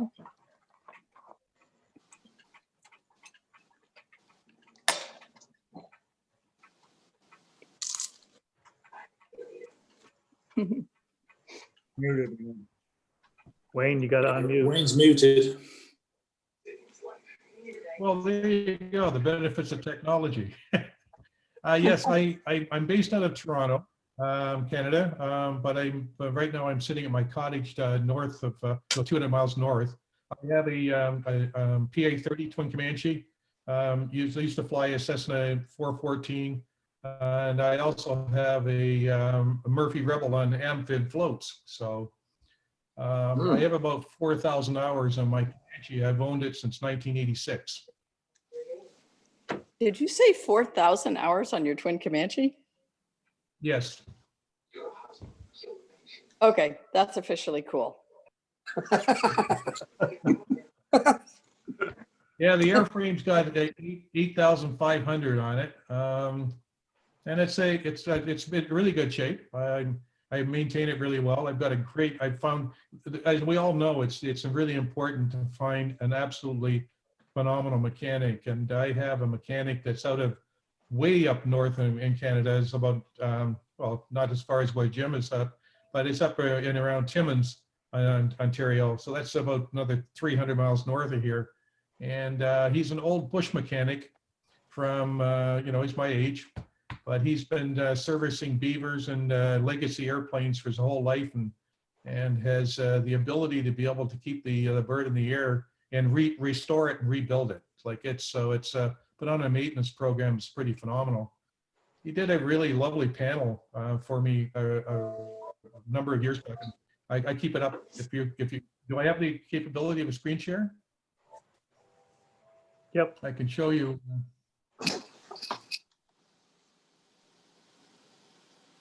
Does that show up? Yep. Nice. Yeah. That's serious porn. That's my panel on my That's my avionics twin porn. Comanche. Wow. Pardon me? Yes, I have an Aspen on the left-hand side, a WX1000 Storm Scope STEC 60-2 autopilot, 2 dual 430s with the WAS, and then I just recently put the G5s on the right side to replace the 6-pack that I had over there, and I'm really happy with it. But you can see we moved the engine instruments from the right-hand side over, so completely redid the whole dash, and and put all the engine instruments relative to the quadrant, so that the throttles goes with the RPM, the mixtures goes with the manifold pressure, RPM, and then of course the fuel flows on the right hand side. So I'm really very happy with it. That's like wall art. I mean, that you'd put that on your wall and try to, copy it. Yeah, oh wow. And I like it. That's my. I like your paint job. So I painted that paint scheme in 1986 when I bought the airplane. It's the same paint scheme to this day. Beautiful. But just another, I will give you another little tip, is that quite recently I upgraded and put a tail beacon in, and on the belt, because I thought that would be the cheapest for me to make me compliant in the U.S. Of course, in Canada here, we don't have that requirement yet. But one thing I did find when it was supposed to be really easy, just take the tail cone off and the bulb out, but the wire was not long enough to allow the housing to come out so we could snip it. So we had to take the shroud off the top. And when we took the shroud off the top, we found that the counterweight for the tail had been completely broken off and was flopping around in the breeze. Never an item that anybody would ever find on an annual inspection, because you never take the top off. It's been riveted on. So I would recommend to anybody with a PA-30, or I think it's the same thing maybe on the singles, I'm not sure, but I would strongly recommend you actually look at the counterweight up on the top and have that looked at. I'll see if I can find a photograph, and I'll put that up later. But that's who I am. And that's interesting. Yeah. Interesting. Yeah. When you fastened it down, did you find any difference in how the airplane flew? Yes, I found that actually the rudder control was a little bit better. I noticed that there was always a very slight shimmy But I always thought it was normal because I mean, I guess it was came on a long time ago. I never noticed it, but I think it really did help for a little bit of tail flutter. Interesting. I will Well, see with if I can 4,000 find that hours on the photograph. airplane. Well, 8,000 on total on the airframe. So I'm more referring to the fact that you flew at probably 3,000 something hours, and somewhere in there or prior to that, it happened. So you're, you know, that's the reason your experience is so relevant, is because it's not like you just have a few hours.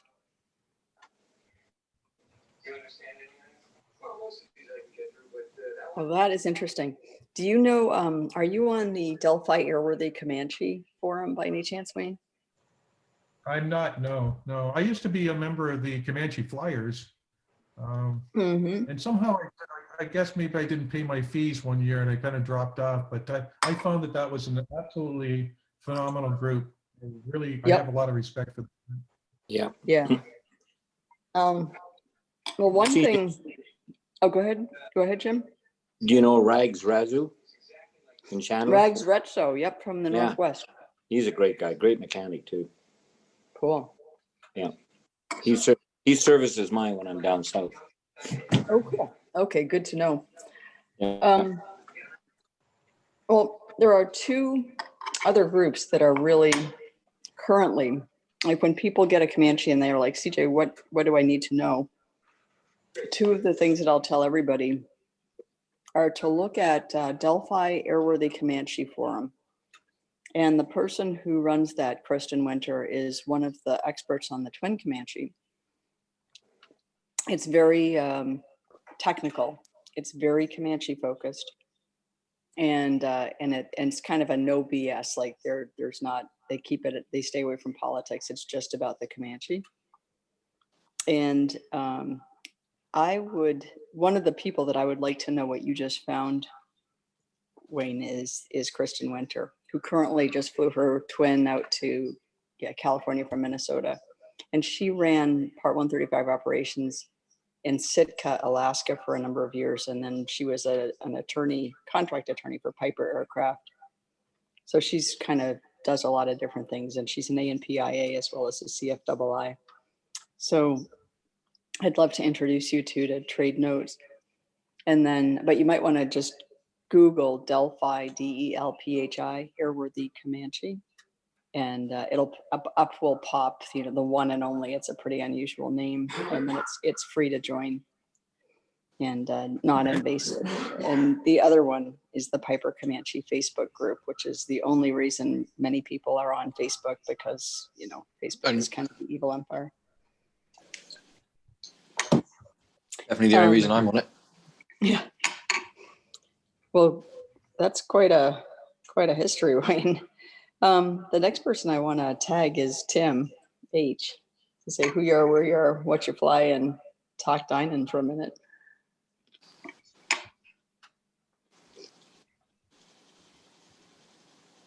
And Tim, I'm not sure if you have a functional mic or not. I'm not sure if he does, because he tends to direct message people rather than talk. So if you don't, pop a note in and we'll read it in.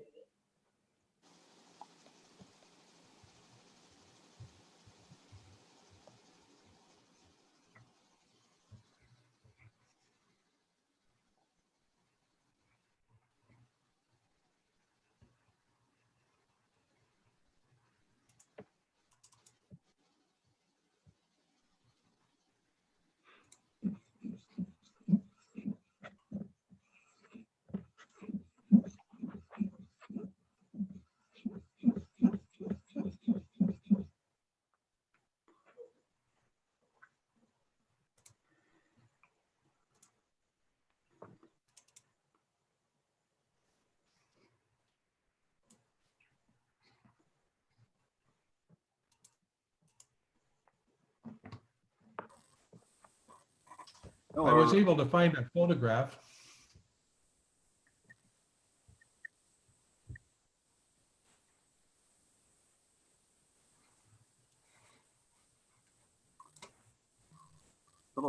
just logged on. Hi, Hans. Hello, Hans. Happy Thanksgiving to everybody. We just finished dinner ourselves.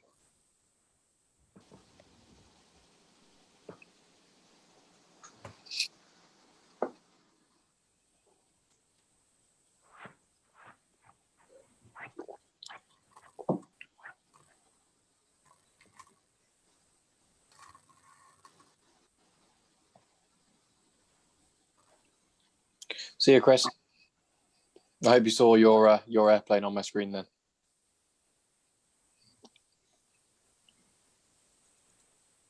Let's see, what do we got in the chat?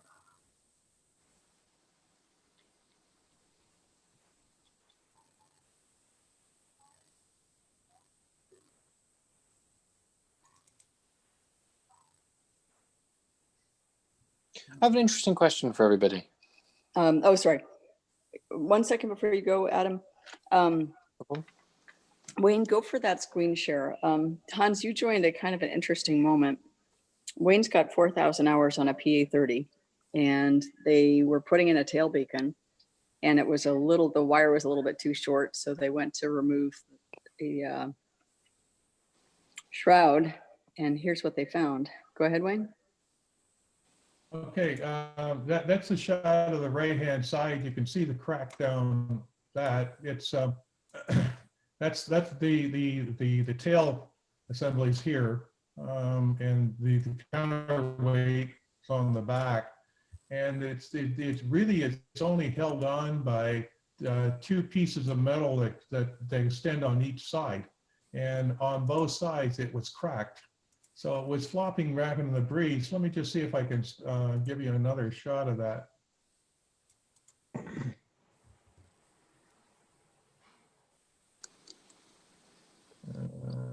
Well, this is what we kind of ended up doing.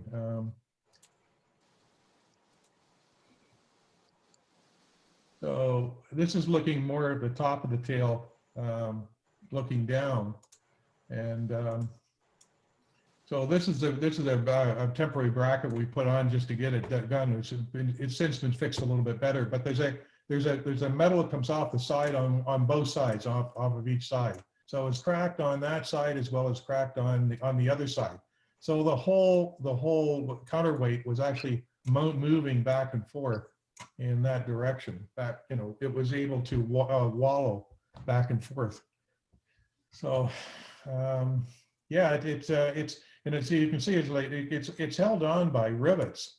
The whole top shroud is held on by rivets. So it's not something that you are going to normally be looking at. Well, you're not going to be looking for it in an inspection. Yeah. So the only way to do it is we drilled the rivets out. We drilled all the rivets out to take the top off, and of course, what's supposed to have been a 25-minute the tail beacon installation turned out to be about a 4-hour operation. But I'm certainly glad that we did it. I'm certainly glad I put the tail beacon on because I'd never have found that. And I'm not so sure.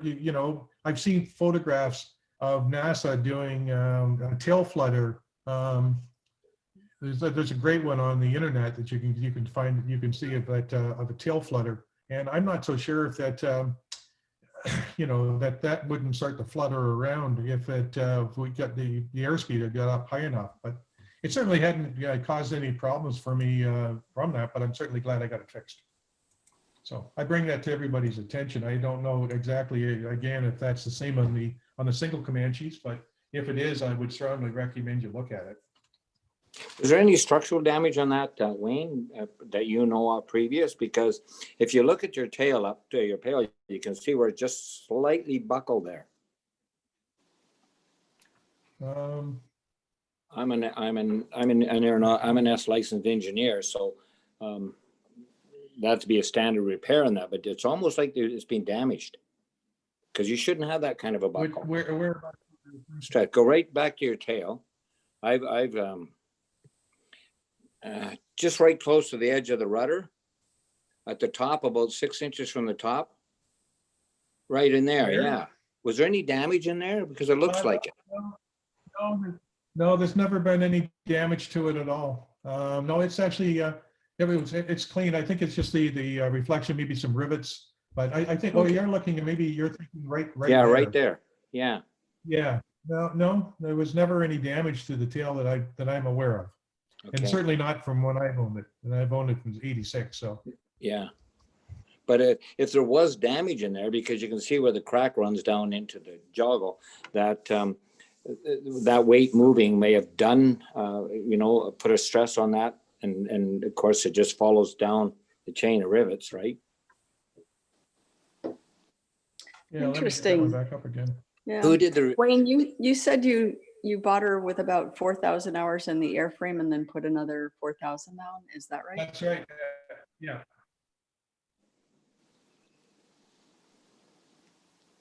You can see the crack in there. No, it's, that's just, it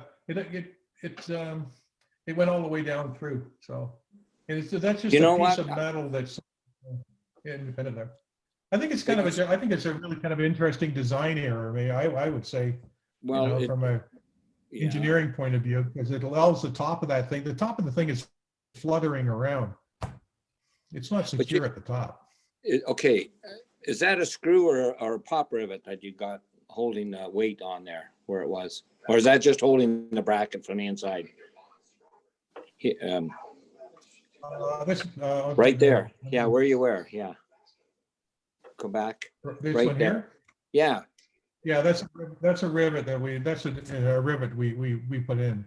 Yeah, commercial we pop. reinforced it with that. Yeah, commercial pop Yeah. rivet. Yeah. Okay. Yeah. Who did the repair on it? My Amy. He's got a structures license, so. Yeah. Yeah. Interesting. Vibration That usually was- causes that. So what he did is he riveted right into the counterweight. Yeah, right. Yeah.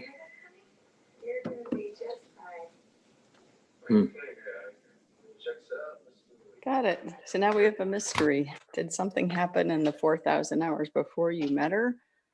Or, Well, it could be. I don't know. I just think it's just as I said, the airplane's got 8,000 hours. I think it's just a wear over a period of time.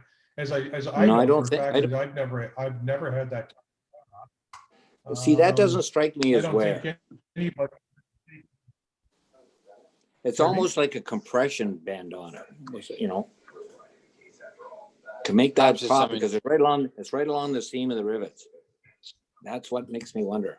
And you wouldn't Perhaps notice it. it's something to have something a good happened. look at next time he's in the hangar. well, the other person that's on well, this,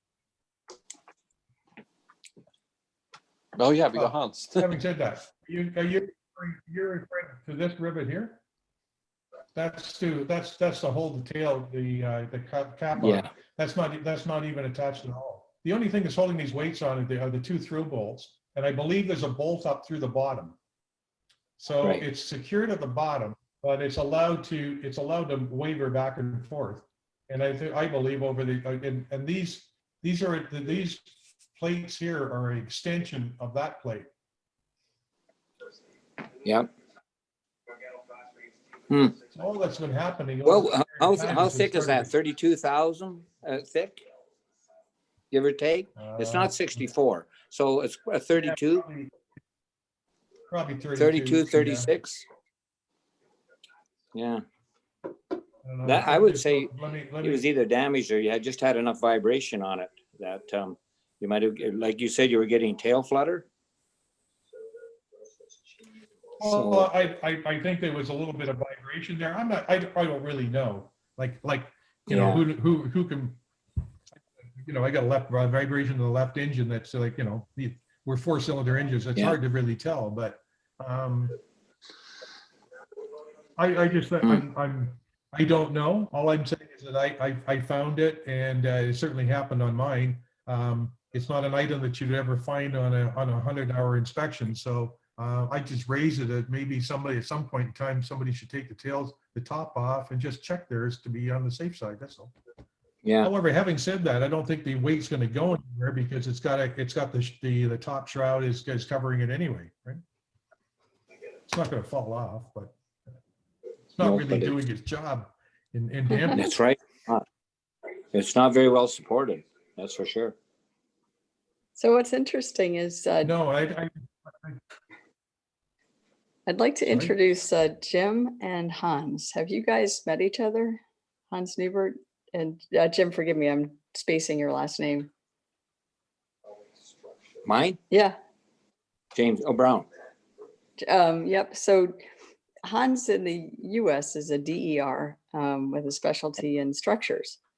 Right, And I am. aerospace. Yep. Yeah. So I thought, oh, look, two really cool guys who appear to both be kind of heavy duty engineering and structures guys, because you're not too common. So That's right. We're not. Yeah. So Well, most guys didn't want to go to school long.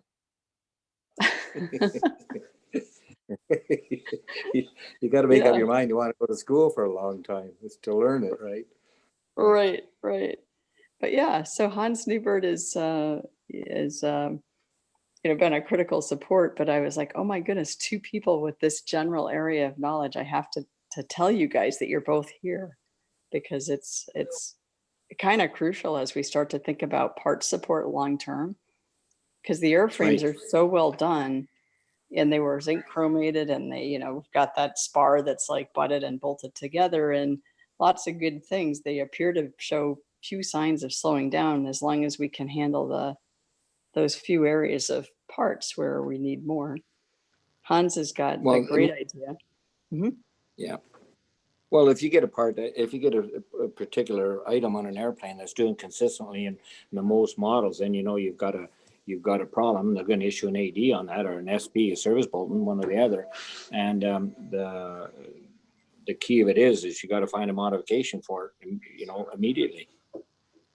And then that's where we come in and figure it out, and then tell them what to do, or do it ourselves, right? Yeah. Yeah. Hans, are you still here? Yeah, I'm here. Oh, cool. Yeah. Well, I'll tell you one of a comment on a Cessna, the 172 or 150 on the struts going into the floor box. They have a tendency to crack. I've seen, I repaired them, and I've seen them just it's like a helicopter, it just shatters like glass, right? But people never know unless you happen to grab the wing and move the wing up and down and have somebody with an ear to the box to hear it. Goes bing, bong, bing, bong. Yeah. And people, and Cessna had, because of their seat tracks that had to be changed because they were wearing out. That's when they started picking up a few problems on the Cessnas. It was from the seat track doing the changes. That's funny. It's amazing how many times we don't end up having fatal accidents and we just stumble across things before they kill us. It's pretty cool. Yeah, it is. Yeah. And then sometimes you'll see it. You'll see jobs that are being done by people that have no idea what they were doing, and to get it signed off as airworthy, and the poor guy that jumps in that aircraft expecting it to be fully airworthy, and it's not. It's criminal, but that happens. A lot. A lot. So the 180 that I'm flying, which is owned by a very cool Marine who bought the airplane, diligently brought it to places to be maintained, but he was a Marine, he was getting moved around. Right. And so he would have to try to find an A&P near his next station. So the last annual, and now he's overseas in Asia serving. And so I'm trying to do my best to keep his airplane well maintained and flown. And right before he goes over, he brings her into annual, and they discover that at one of the gear ups prior to his acquiring the airplane, somebody had repaired part of it, but had never reattached the belly skins to the bulkheads. Really? And because I've got his logs, everybody missed it for many years, and he flew, all over the United States, literally coast to coast. And the last annual, they caught it. And of course, once you find that, you've got to fix it. So He had Right. kind of the annual from hell. What are the implications of that? What damage or potential danger or risk can that cause? Obviously, it's not a good thing to do, but I'm just wondering what the actual danger of that is. The structural integrity involves having those belly skins attached to the bulkheads. Yep.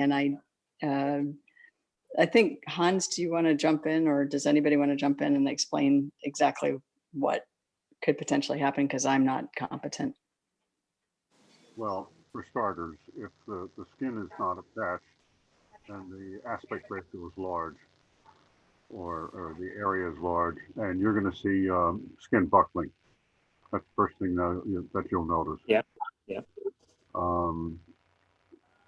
Remember, the airplanes are built semi-monocoque, meaning the semi part is stiffeners and bulkheads and ribs and whatever, intercostals, whatever you want to call them, to reduce the area that's free to buckle. That's how you control buckling, is put in stiffeners and lateral and longitudinal.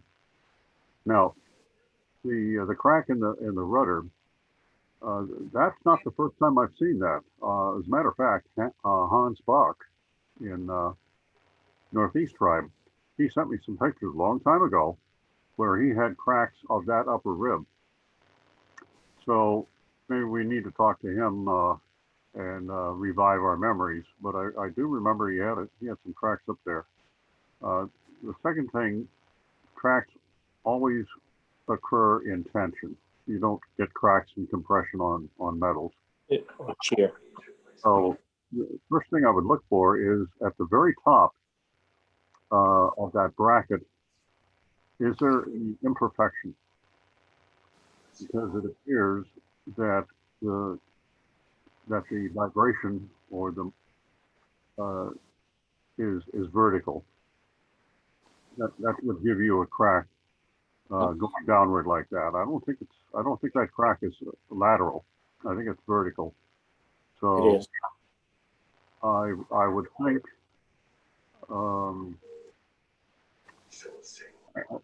I would repair that with the same part with an extra angle on the outside. Yep. And if you do it that way, I would think if it's 032, stick with 032. After all, that's what they all designed for. But what you want to do is minimize vertical shear, and then you want to minimize lateral motion. Now, Right.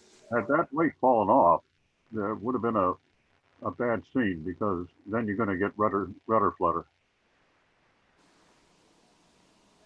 I wonder if he got rudder from the wind. When it's parked. Well, remember, flutter depends on the velocity of the airplane. If you bring Yes. it back to zero thrust and bring it to maybe 90 miles an hour, you might be able to control it. Maybe not, I don't know. I don't think anybody tested that. But flutter happens at a speed relative to the stiffness and the dampening of the structure.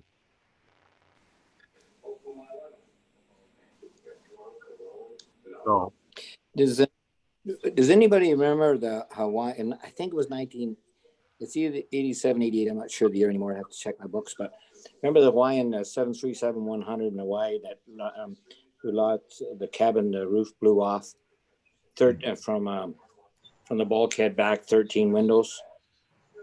And the flight attendant was sucked out. I'm familiar with that. Well, okay. We had two 737-100s in on from American West and out of Arizona. And they just paid $1 million repair bill after a D check, and it was going back out the door. And then that come in when that accident happened. So they did an inspection on the windows. And believe it or not, each airplane had the same cracks. But on the second 737-100, from about the 745 bulkhead back for about 4.5 feet was all held together by clecos that had never been riveted, and that come out from the factory from Boeing. Holy And cow. we could not believe it. The only thing that was holding was the clecos was holding it to the floor and to the ceiling. It was all clecos, draw clecos and standard clecos. How that ever passed an inspection, we have no idea. How did that manage to operate safely in a pressurized aircraft? How did that not cause all manner of problems? It was in a sea environment, basically Hawaii, and it was a high cycled airplane, right? So that was. But then I remember Alf Wong was one of their engineers, and Alf was we used to call him Mr. Tiny, hell of a good engineer. And he said, well, that corrosion comes from because they see at that time Boeing used to use onion skin on the inner part of the skin to prevent corrosion. But what they didn't, it was trapping corrosion. That was a problem. We were getting more electrolytic corrosion. So anyway, he below the windows, and he went down. He said, well, listen, if it goes down, it's got to lay in the belly. So, okay, do a belly inspection. And 3 to 4 belly pans were completely corroded through. You could stick your finger through a couple of them. Jesus. Just guys not doing their inspection right. And that America West they literally went broke on that because they had the 737-100s. Yeah, it was a big problem. So Boeing actually bankrupted quite a lot of their customers over that. Yeah. We've seen it. It just make you cry. And then they did the fleet worldwide, and they found that 13 windows back was cracking. Boeing seems to have a long chain of doing this. Anyway, I'm gonna log off because my family's still here. So soon. So I want to get back to them. Well, Hans, thanks for being here, and thank you for your support of all of us over these times. No problem. Always good to see you. Bye-bye. Take care. No. So, Tim Dynan, real quick before we go on. As far as so I'm gonna assume that your question is what is up with Dynan in general and autopilots, and then the second question, and then the follow-on is anything going on with Dynan and Comanches? Is that correct? Is that what your question is? Let's see, just catching up. Yep. Okay. Good. So what the news from Dynan is that they have just gotten FAA approval for the Seneca for the Dynan panel with their autopilot. And Dynan, ironically, for somebody that's coming through the North Sea program that the FAA created to help bring experimental technology into the certificated world, they've taken a little bit of a Garmin approach in that if you've got the Dynan panel, which is super cool, unfortunately, it doesn't interoperate with other autopilots. You have to then get the Dynan autopilot. We approached them a year and a half ago at EAA, and they were interested in talking to us about doing a group buy for the Comanches. There's been no further movement on that, but they were receptive, and their setup is so cool that a lot of people, and one of them, think we should follow up on that. The question is, how do we handle the autopilot question, given that there are 3 autopilots coming up for the Comanches? Like, will the market still be attractive to Dynan? So we'll have to see. That's kind of an open question. Yeah, we're reaching the point where we're saturating it.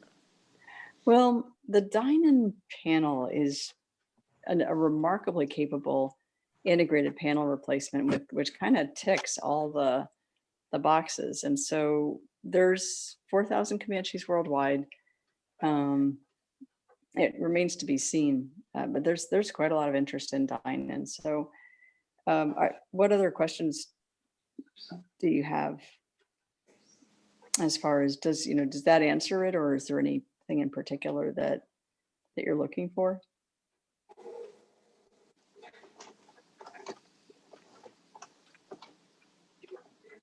And I'm just watching the chat window to see if I've answered Tim's question.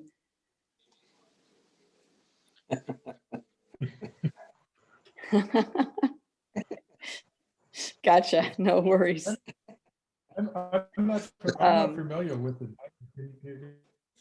What is the diamond? Are you talking about diamond aircraft? Oh, or- it's Dynan. So Delta Yankee November, Oh, Oscar Dynon. November. Oh, fine. Dynon, okay. Yeah, sorry. Probably my diction needs some work. But yeah, just an amazing system. But unfortunately, because of what Comanches are used for, a pretty serious autopilot is really, really valuable for our type. For those who are here who might be interested in doing the upgrade to the S-Tech 3100, which is the one from Genesis, I did want to mention that for anybody who wants to take advantage of their offer, for anybody who puts down a deposit or makes an order before the STC issues on the 3100, that looks like it's imminent. I mean, it's probably going to be here within the next 2 weeks. So they're going to come and talk to us next week about features, integration, installation.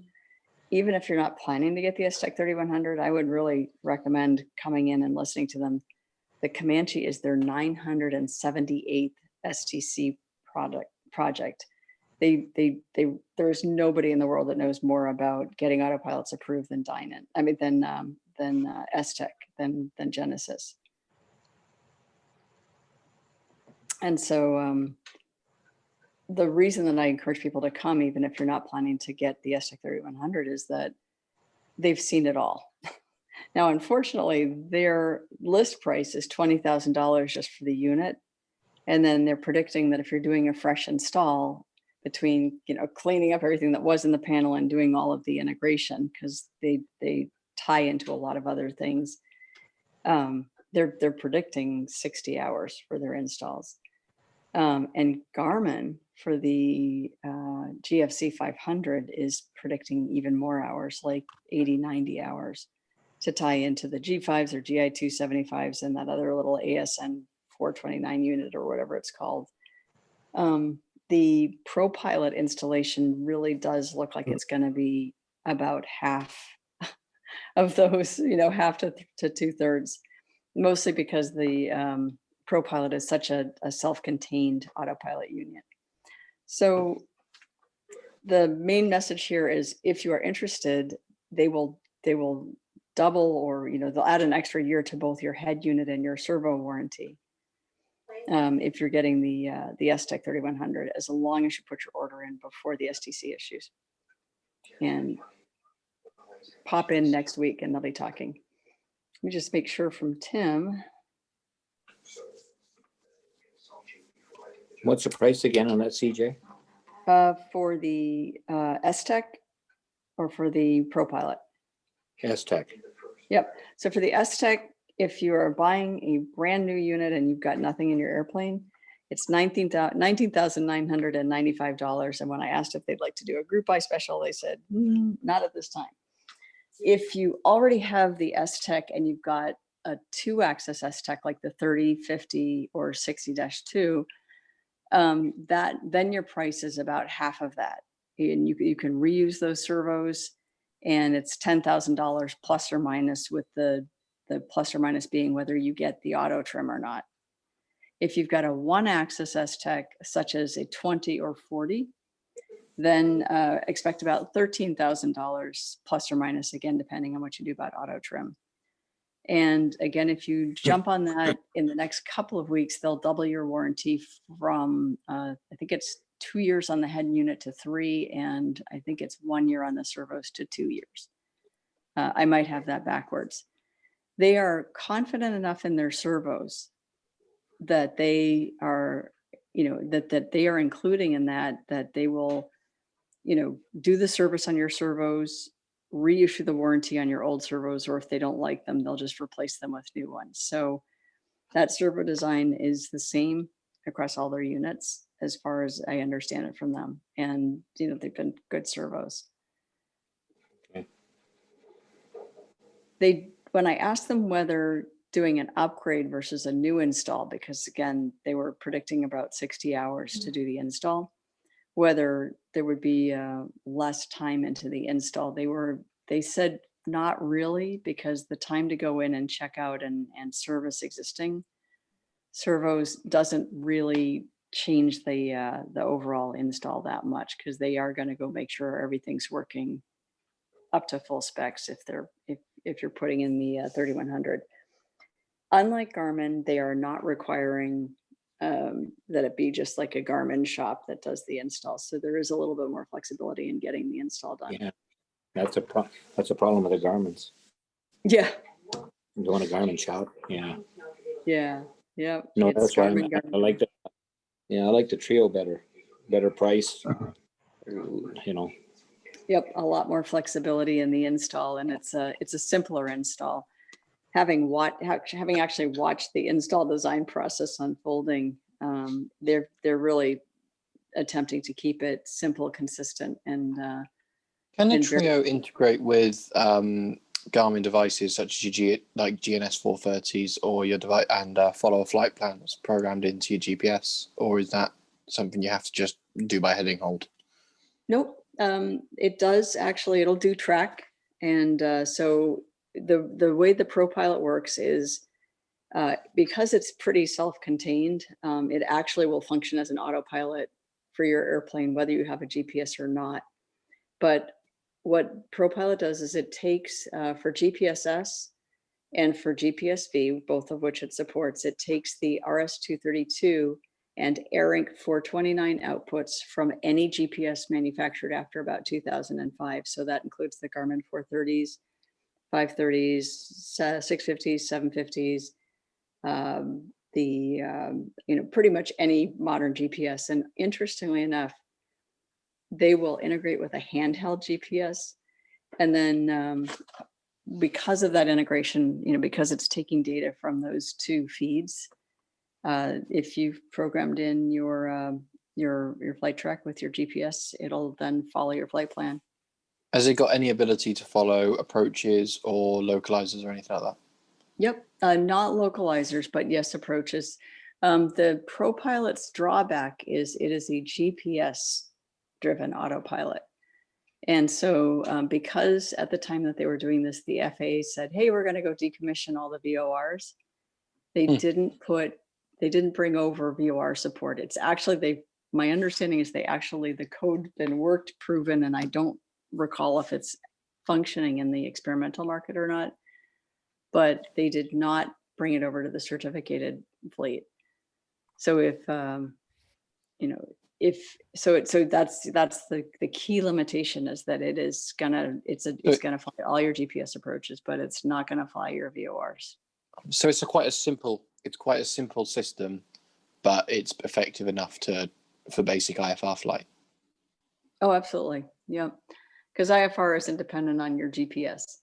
So you can, no, of course not. Right? Because you're going to have an IFR certified GPS, or you could have a non-IFR certified GPS.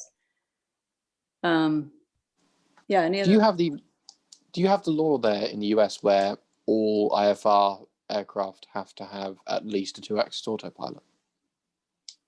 No, an IFR airplane doesn't have to have an autopilot. In the UK and Europe, the law is that any single pilot IFR aircraft must have a autopilot capable of heading and altitude hold.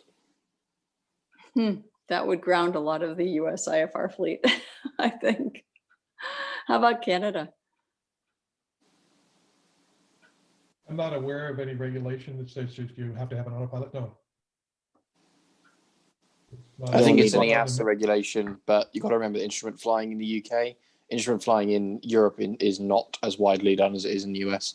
You almost pretty much have to have a commercial license or do a really roundabout way to get an instrument rating in the UK.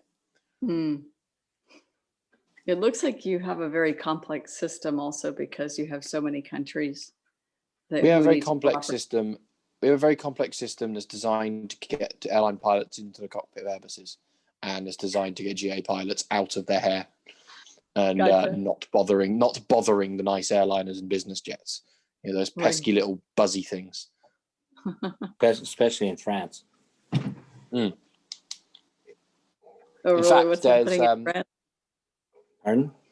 All right, James, it has been a pleasure having you here. Thank you for adding that information.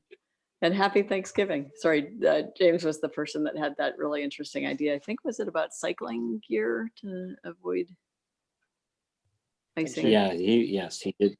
Yeah, he suggested it. Yes. I mean, it's interesting you Not to mentioned. do it. It's interesting you mentioned France, Jay. Is it Jim or Yeah, the gentleman in the blue? Jim's- Yeah. Yeah. Actually, we've got Alan Tracy who lives in France. Who's building a twin Comanche. He's a great guy, a good friend of mine. He's probably going to be much better suited to talk about this than I am. But there's a huge amount of abandoned airplanes in France. Yes. I've come across 2 Comanches. One of them being so far gone that I couldn't save. The other one being I can't contact the airport, so they won't even let me try. But there's the ones they're Swiss and French registered. There's thousands of Cessnas, Pipers just rotting away because they've got so difficult to fly GA. The owners have just gone sacre bleu and walk away. Yeah, you know. And they don't want to talk to you in English neither, and legally they don't have to. That's another problem. No, that's the annoying thing because there's a big tourist spot. It's called La Touquet. It's a Yes. lovely little airfield that as soon as you cross over from the UK, you land at La Touquet. I've done the trip a few times. It's a lovely place, got good wine in the terminal. And sorry, I got to talk a bit quieter. But turning up there, they will talk English to the English, but French to the French. So trying to judge where traffic is when you hear a ream of French, then a ream of English. Yeah, and it's really tricky to navigate, especially when you ask something and they will talk to you in French first to judge if you can speak French, and then they will switch over to English if you can't. The worst part is you don't have the situational awareness of what's around you when you're in English and they're in French. We have a same problem in Canada, as Wayne would probably tell you, because it happens when we pass through Quebec all the time. But I was stationed in Europe, and I know it was a problem. So, I mean, when were you stationed in the UK, or in Europe? Yeah, I was stationed. I was in Canada House in London. I lived in a flat in Acton, right? Oh, nice. I lived in Buckinghamshire, just out of the coast of London, just out of the bounds of London. Yeah. I used to go to Hounslow all the time too. See, so that's one thing about the service. You get the travel. Did you fly general aviation when you were doing that? When you were in the UK? All military. Because in the UK, I'm not sure how it was then, but now everything's run by the military. I rephrase that. We were always in London Heathrow, but other than that, no place else. Right? Yeah, everything in the UK is run by either Nats or the military. I'm not sure if you noticed that, but there's nothing else that's run by anybody else now. I'm always talking to Bryce Norton or Boscombe Down. I talk to Yeovilton a lot and all that kind of thing. It's all lots of military controllers who do not have time for your little buzzy thing because they've got a jet to worry about. No. I'm going to break in for just a second because John's been here for a while and Ryan's here, and I just want to welcome you guys and ask you to jump in and just say hello. Oh, well, hi. Happy Thanksgiving. Happy Thanksgiving. Nice photo back there. Where are you? I'm in Houma, Louisiana, but I work the oil rigs here in Louisiana. And then my home's in Coleman, Alabama. Nice. Cool. So you've been dealing with all the crazy weather then that's been happening with hurricane season. Oh yeah, it's been do a hurricane evac, and then the next week take them back out. And so getting my helicopter time in for sure. Yes. Wow. Are you a helo pilot then? Say again? Are you a heli pilot then? Correct. Yeah. Yep. You've got one of the best jobs in the world flying those helicopters. That would be incredible. It's has its ups and downs, as they say. What do you operate? The Sikorsky 92 and 76s. That's interesting. We've got here in the UK, we operate the 169, AW169 for all of the remote rigs and stuff like that. Yes, I used to fuel them up quite often when I was working at helicopter school. They used to pop in quite often. It was awesome. Yes. Cool. And before I get to Ryan, let me just mention one thing back to Tim. would you be interested in, there's a couple of us that wanted to go back to Dine In to See, and there's also somebody in Australia interested that wanted to go back to Dine In to See if they'd like to add the PA-24. And you're right, having done the Seneca, the 24 should be essentially a no-brainer. So stick a note in there if that's something you'd like to do, and some kind of contact, and we'll make it happen. And then Ryan, welcome, happy Thanksgiving. Where are you coming in from?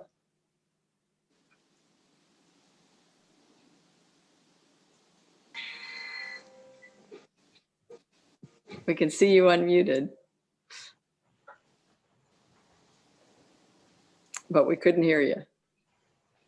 Yeah, coming in from Manitoba, Canada. Oh, cool. Welcome and thanks for being here, Manitoba. So what's fun is I don't think, were you here for the discussion on winter flying with Wayne and Jim in particular, and a little bit Chris Elgar? Can you hear me now? You're a bit fuzzy. Is anybody else getting some sort of feedback? Yes. I'm getting a little bit of like bad internet sort of. You know wobbling why? as well. You know why? He's so far north, they're pumping air to him.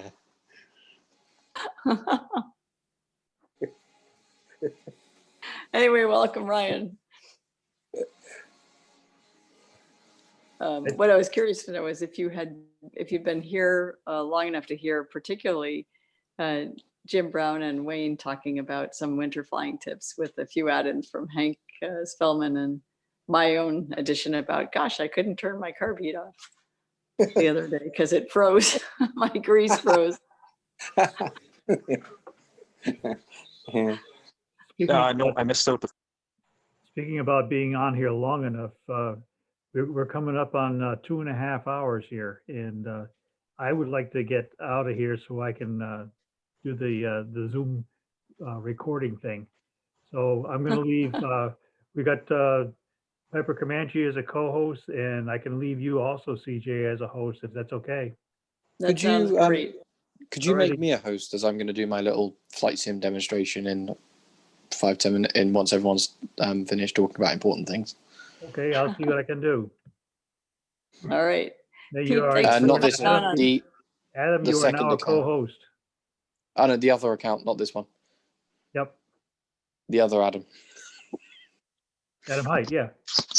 Yeah, the other one. Not. This is my iPad. I've got it on my computer. Okay, I don't know which. The one with a picture of Kilo Bravo Bravo. Ah, that one. Okay.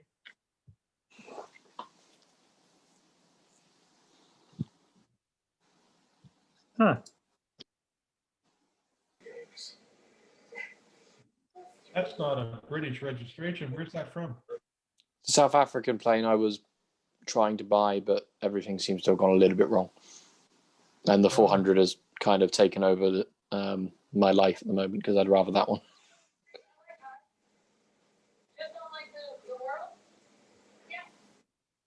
Good deal. Okay, I think you are co-host, Adam. Both All ways. right. And Jim Yeah. just clarified that he wasn't the one that had suggested cycling the gear with slush. And he said he doesn't believe he'd do that. Just leave it down for about a minute. He said that was the procedure we had even on larger jets. He had to ring off, but he did move that Okay, information. with So, that, I'm going to stop the recording and wish everybody a happy Thanksgiving. happy Canadian Thanksgiving. Thanksgiving. Happy American Thanksgiving. Thanks so much, Pete. See ya.